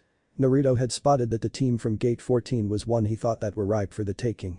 During the first exam the blonde genin noticed that one of the members of that team was halfway in the process of putting their hand up before Konohamaru had started his speech. Anyone who was like that was not ready for the exams, and that was something that Naruto definitely planned to take advantage of. I think that they are this way. I don't know how, but I just have this feeling. Ino stated as she veered off in a different direction. Naruto and Choji didn't question the girl as they knew that gut instinct was one of the most important things that they could rely on. She was indeed right. They spotted a team of genin sporting the logo of Sunagakur. Naruto didn't waste any time as he leapt from his vantage point in the trees towards the Sunagakur ninjas down below. He didn't waste any time giving the Suna shinobi any extra time to defend themselves. Just because there was a treaty with the village, this didn't stop Naruto from going all out. He had a mission to complete and a promotion to earn, and no one was going to stop that from happening. The blonde jumped from the tree, and it was only at the last second that one of the genin noticed Naruto, but it was too late. Naruto had a blade form in the palm of his hand as he slammed that into the base of his enemy's skull. Naruto didn't stop there though as he got in another kill before they noticed. When they did, the final remaining shinobi jumped back and prepared to bring out his fan. Naruto didn't let up the pressure though as he fired off some finger bullets which pierced a boy's body in multiple locations. Bodies hit the ground, but Naruto didn't take this as a sign to ease up. The final genin's body bounced slightly as it hit the ground, and as it came back up, Naruto pierced the heart with a bone extending from the palm of his hand. It was no doubt gruesome, but that came with the territory. Ever since Naruto had received a gift of the dead bone pulse, he knew that he would have to come to terms with the fact that he was going to be seeing a lot of blood and death. His bloodline was perfect for killing people, and since it was up close, he got to see all the nitty-gritty gory details. Thankfully for Naruto, his first kill wasn't made with the use of his Kekai Genkai. He made it with a kunai being thrown when he was filling in for a genin on another team. The blonde didn't know what it would be like if he had to make his first kill by shoving one of his own bones through someone's heart. Ino and Choji popped down right that second and start pilfering the bodies. As luck would have it, Ino managed to find the heaven scroll that they were looking for. Sweet, now let's head for the tower in the middle. If possible, we won't have to spend a night here in this decrepit forest. Ino cheered with jubilation. Hey, I bet since we got our second scroll so quick, if we make it to the tower as quickly as possible, then there must be some kind of record that we can make our own. Ino grinned. Seeing her name up in lights was definitely something that she wasn't adverse to. Taoji didn't care much about this, but he definitely wanted the comfort of a bed to sleep on, so he was all for moving as quickly as possible. Now let's hurry. Naruto commanded, to which the other two nodded. It was getting darker with the sun almost having set that Naruto pulled a bone out of his arm and lit the tip of fire with some elemental manipulation. Naruto passed it to Choji, who was at the front of their three-man formation. He was so thankful that they knew water walking as it cut their time drastically. When they got to the tower, Choji was the one who spotted the entrance and they all went inside. Naruto briefly wondered whether or not it was the smell of food that led Choji to the entrance. Well, we made it here with both scrolls, so I think that now we can open them. Naruto commented, to which the other two nodded. When Naruto channeled some chakra into the scrolls, smoke enveloped the room and a man with glasses appeared. WWW what, but it has only been 1 hour and 23 minutes. That shatters the previous record. Ibisu staggered to say before he passed out in shock. Well, I guess we did it, guys. We're the best genin team ever. Naruto smirked whilst he said this, much the same as Ino, whilst Choji merely grinned. Naruto was right, they were a good team. Whilst the rest of the people were spending their time fighting the wilderness to hopefully get a scroll, Team 10 was quite happily relaxing. Naruto had even spent the first 2 days of his time in the tower training in preparation of what was to come. As far as he was concerned, this was all too easy and there had to be something more coming up soon. He wanted to get in that little bit extra training, just in case he was ready for whatever they were going to throw at him. Then all of the genin who have passed the second test make it to the main hall along with their senseis. A man stated over the tannoy system, to which Team 10 all looked at one another with a grin on their face. First off, I would like to congratulate everyone on passing the second exam. The Hokage stated with a smile on his face. It seems as if your team got lucky, Kakashi, but as long as my team is around, getting any further is not going to be possible, since from now on it is all about individual ability. With youth there are the sweet times, and there are the savory times, a Kakashi guy said with a knowing smirk on his face. He was always the type of person who was always willing to bet. Kakashi was Kakashi, and thus Guy was in a slump with a cloud hanging over his head. For the upcoming test, there is something that I would like for you to know. It was at this point that Naruto, if he was honest with himself, he tuned out most of what the Sandaime Hokage had to say. In the end, the only part that he really cared about was the fact that they were going to have some preliminary exams beforehand, which were going to be one-on-one shinobi fights in the pit that they were standing in. This was something that Naruto was more than happy with, as it meant that he would hopefully get some competition in this exam that was up to scratch. It was then that the first fight of the preliminary rounds was up. It was Sasuke Uchiha against Akito Yoroi. Had Naruto not seen the Uchiha fight beforehand, he would have thought that this would be a good marker for the supposed golden child of society and Ino's love interest. He had though, and that meant that he knew how weak the Uchiha really was and couldn't comprehend why Ino was attracted to someone so antisocial and weak. There was no envy whatsoever, well maybe a bit actually. From what he saw though, looking down at the genin, Sasuke looked really worse for wear.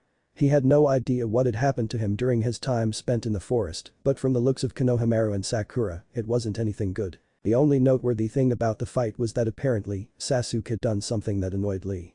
From the sounds of things, Sasuke had managed to steal one of Lee's hard-earned techniques in the blink of an eye. Sure, he knew that the Sharingan had this capability, but he thought it was a move on the behalf of Sasuke to steal a comrade's jutsu like that. The fight after Sasuke's was one that Naruto actually paid keen attention to. The fight after which was between Shino Aburame and Zaku Apumi. In the end the fight was over fairly quickly, but the kicker that Naruto knew was that if he was in a fight with Shino, then he would win. Bugs didn't like fire. Nothing really liked fire except water. The fight after Shino and Zaku was the first one that Naruto actually paid attention to, as he had a vested interest in, as it was Misumi Tsurugi versus Choji Akimichi. Now, Naruto had no idea just how strong the other Konoha genin was, but he was confident in his teammate. Choji, as long as he was confident, was the strongest genin in attendance. Sure, he may not be the speediest, but if you got hit by him, then a follow-up punch and you were knocked out. The fight between Choji Akimichi and Misumi Tsurugi is now, go.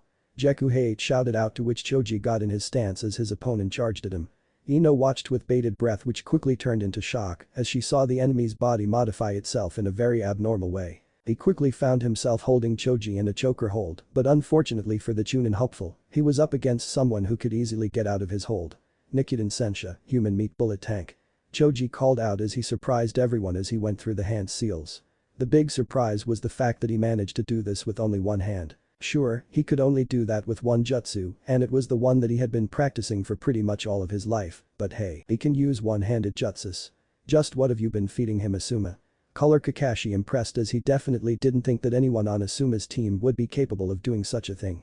If there was anyone on the team that he thought that would be possibly able to do this, it would be Naruto-kun. I think the question should be, what haven't you been feeding your genin, Kakashi? Asuma chuckled as he just got more information to let him know that this bet was all his, except for whatever freak of nature guy had spawned. Yeah. Kakashi-sensei. How come you never taught us that? Konohamaru complained loudly, which drew the attention of everyone. Kakashi wisely chose to ignore the comment.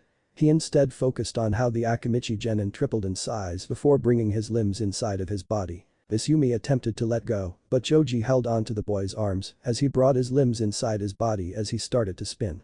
Just because Misumi could elongate his limbs and dislocate every joint in his body, it didn't mean that he didn't feel any pain.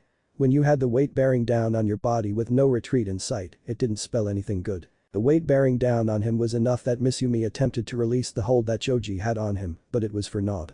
Choji continued rolling around the room as he wanted to ensure that this victory was his. Choji jumped into the air whilst still holding onto his opponent, and it was an impressive sight to watch a genin of his size jump so high in the air whilst continuing to keep spinning.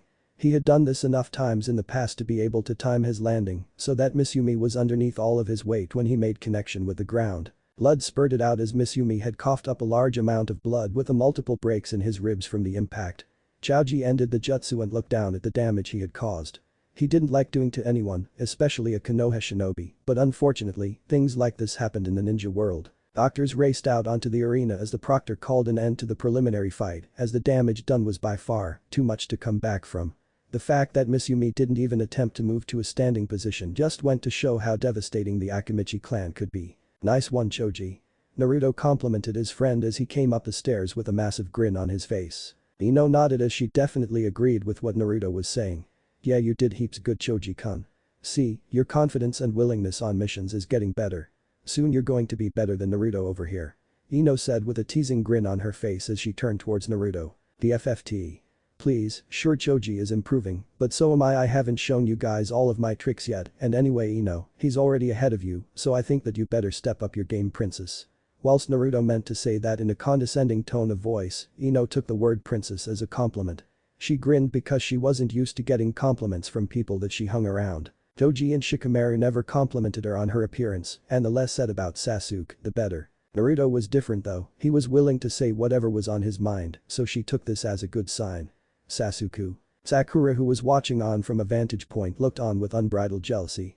She didn't know what Ino's game was in her attempt to finally win Sasuke over, but whatever it wasn't going to work. It wasn't that which Sakura was jealous over. It was the fact that she was getting complimented from her teammate. Sakura never got any of that from Konohamaru, and that combined with the way how harshly Sasuke Uchiha always refused her offers of a date left the girl with a whole host of insecurities. Just for that I am going to shout the team lunch after this exam is over and the three of you have made it to the final round. Asuma said with a smirk on his face. To be fair, he wouldn't be paying for this meal out of his own money, he would be paying for it with the winnings of all the bets he had taken. His students didn't know this, but then, what they didn't know wouldn't hurt them. Konohamaru for his part couldn't help but look on with jealousy. He saw the way his uncle was treating his students, and that was completely different to the way that Kakashi treated Sakura, Sasuke and himself. It wasn't just that though, from the time he spent in the academy, Choji was nowhere near as good as him, and yet after that performance, he had greatly reduced the gap between them. Konohamaru still liked to think that he was stronger than Choji. Who knew how long it would be before Choji would overtake him? The Sarutobi couldn't let that happen as he had a dream to complete. His dream was to become the 5th Hokage of Konoha, and that wouldn't happen if he wasn't getting stronger. Konohamaru wasn't the only one feeling jealous, Sasuke Uchiha was feeling the exact same emotions as his teammate, even though he hadn't seen Choji fight. He had ambitions and desires, and he felt that the standards he had placed on himself to meet these goals were not being met as far as he was concerned. The next fight is Sakura Haruno and Ino Yamanaka. The difference was stark as one looked supremely confident and the other was looking slightly nervous. That nervous was only exacerbated when she noticed that Ino was getting encouragement from her teammates whilst she was getting none. Kakashi wasn't that type of person, Sasuke was out, and Konohamaru didn't particularly like her after all the times she had said that he was trying to be like Sasuke. Hajime. Gekuhei called out as he watched the match start. Unshin no Jutsu, clone jutsu, Sakura called out as she made a clone either side of her. Ino didn't bother moving as she started going through some hand seals. I know those hand seals. Sakura thought to herself as she saw what Ino was doing with her hands. Knowing what the jutsu was, Sakura dodged out of the way as Ino went through the final hand seal. Heh. All that talk and Ino is still just as bad as she was at the academy. I can't believe that I thought that I was nervous about this. Sakura thought to herself with a triumphant grin on her face. That was until Ino quickly changed the hand seals and went and launched a completely different jutsu. It was a Jinjutsu, and it only took 1.5 seconds for Sakura to realize what had happened, but that was enough time for the Yamanaka girl to be able to go through yet another jutsu with quick hands. This one was the one that Sakura had originally thought that the blonde was going to use. By the time that Sakura had managed to break herself out of the Jinjutsu, she had already been hit by what made the Yamanaka clan so famous. She did all this without even having to use the backup plan. Thank fuck for that, Ino thought as she would like to not have to cut her hair off. Proctor, I forfeit. Ino stated as she was inside the body of her former friend. The winner of this fight is Ino Yamanaka. Jeku stated, to which Naruto grinned as he watched his teammate succeed. This meant that all of Team 10 would pass as long as he managed to win his fight, which was something that he was more than confident of achieving. Whilst Asuma was proud of what his only female student just accomplished, he was counting the money that he was no doubt going to win. Yes, today was a good day. The next fight will be between Naruto Uzumaki and Kankuro Sabaku. Fighters, take your place. The proctor stated, to which a lot of the senior eyes, including one Orochimaru who was in disguise, were keenly watching to see just how good Naruto was. Kabuto had told him earlier about the fact that the boy had managed to complete an A-ranked mission as a genin and had a 100% mission success rate. Any genin who could put that on a resume was definitely something that had merit and was worth investigating. If it wasn't for young Sasuke Uchiha who had the Sharingan, this child could very well have been his host. Kakashi also had a keen interest on the match, as he wanted to know just how strong his sensei's son was. To this day, Kakashi didn't regret for a second not becoming Naruto's sensei, but there was always going to be a part of him who wanted to be there as the boy's mentor. From the skill that Naruto had shown when he took his genin exam, the boy was quite skilled and could become a good jonin if he put the effort into it. Out of all the people watching though, none were more interested in finding out just how skilled Naruto was. Whereas Kakashi and the other jonin had to hear about Naruto for all of about 2 weeks, thanks to Asuma's betting, he had to listen to his son rave about the boy for 4 months. He was finally able to see whether or not Minato's son deserved all the hype he had received. From the way that Asuma had been talking, Naruto was the second coming of Minato. From the academy reports he had read, the Sandaime Hokage just couldn't see that happening. Let the fight begin. The examiner stated, to which Naruto got ready into a defensive taijutsu stance and watched his opponent. He wanted to see what this Suna ninja did. Naruto knew that the threat wasn't Kankuro, it was Gaara. He wanted to find out anything that Gaara could potentially use against him in the further rounds of the tournament. In conjunction with that, Naruto ideally would like to pass through the exams without showing much skills until he knew what Gaara was capable of. As far as he was concerned, out of all of the shinobi here, the only one that he feared were Gaara because he was unknown and Lee because Naruto had noticed that the boy was wearing weights around his legs during his fight with Sasuke. He had no idea how much Lee was holding back. Fight. The proctor once again called. The fight started by Kankuro dropping whatever it was that was inside those bandages was onto the ground that they were standing on. Naruto merely watched as he stayed perfectly still inside his taijutsu, waiting for the opponent to make the first move. Come on, Naruto. Smash him in the face. Ino chanted as she was getting annoyed at the lack of action, but Naruto ignored the girl. He didn't get serious all the time, but when there was a fight, the blonde-haired genin got deadly serious. 5 minutes passed with neither one of Kankuro or Naruto had moved, and it was starting to get on the nerves of Konohamaru. Come on you pieces of shit. Start fighting. Had the Sandaime not been feeling the same impatience as his grandson, he would have reprimanded the boy for saying that foul language. He was though so he let it slide. Naruto smirked as he had already deduced that this guy wanted him to attack first. There was obviously something that he had planned, and if Naruto was going to guess, it involved that thing he was holding. Kankuro took the bait. He started running forward to where Naruto was. Naruto happened to notice that he left whatever it was behind him out in the open. The Uzumaki grinned. Now was his chance. Racing off at a speed which was just slightly above what Rock Lee was using with his weights on, Naruto sprinted right for the onrushing Kankuro. Kankuro didn't show any emotion as Naruto ran for him. Right when Naruto got close enough, Kankuro went in for a punch. Naruto dodged the punch with ease, but instead of punching back like everyone had expected or even kicking, he completely dodged Kankuro and went straight for the thing in the middle of the arena. Naruto smirked as he knew that he had made the right choice in choosing to go after the thing wrapped in bandages when the small blue chakra strings attempted to attach to his feet. Fortunately for Naruto, he was moving at a speed that was far too fast for Kankuro to keep up with as he zigzagged towards his goal for the Suna Shinobi to be able to latch some strings. When he realized that it was too late to attempt to use chakra strings to trip Naruto, the boy broke out of the disguise he had been hiding in and prepared for a taijutsu fight with Naruto.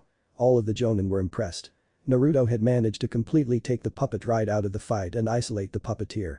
He was definitely in the driving seat now. Not content with the advantage that he had made of himself, Naruto pressed forward and delivered a devastating punch to the face of Kankuro, who staggered back a few steps as he attempted to regain his balance.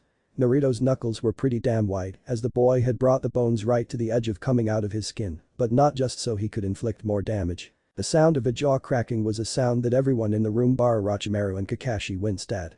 It definitely sounded like Naruto could pack a lot of force behind those punches when he wanted to. Naruto quickly followed this up with another punch to Kankuro's stomach, which made the Suna Shinobi bend down in pain. Once again, Naruto didn't let up as he gave a devastating knee right to the already broken jaw of the enemy, which sent the genin flying up into the air. Just because he was confident that he had already won, that didn't mean that he was going to let up. Naruto wasn't going to stop pressing the advantage that he had gained until the proctor called this match over. Naruto jumped into the air in chase of his opponent. When he got to his opponent, Naruto wrapped both his arms and legs around the body of Kankuro. The unfortunate part for Kankuro was the fact that he was upside down with Naruto having wrapped his legs were around his chest and his arms around his abdomen. What this meant was that all of both Naruto and Kankuro's weight was on his head and neck. No matter who you were, this spelled trouble for anyone whether you were Kisame Hoshigaki or a no-name random genin.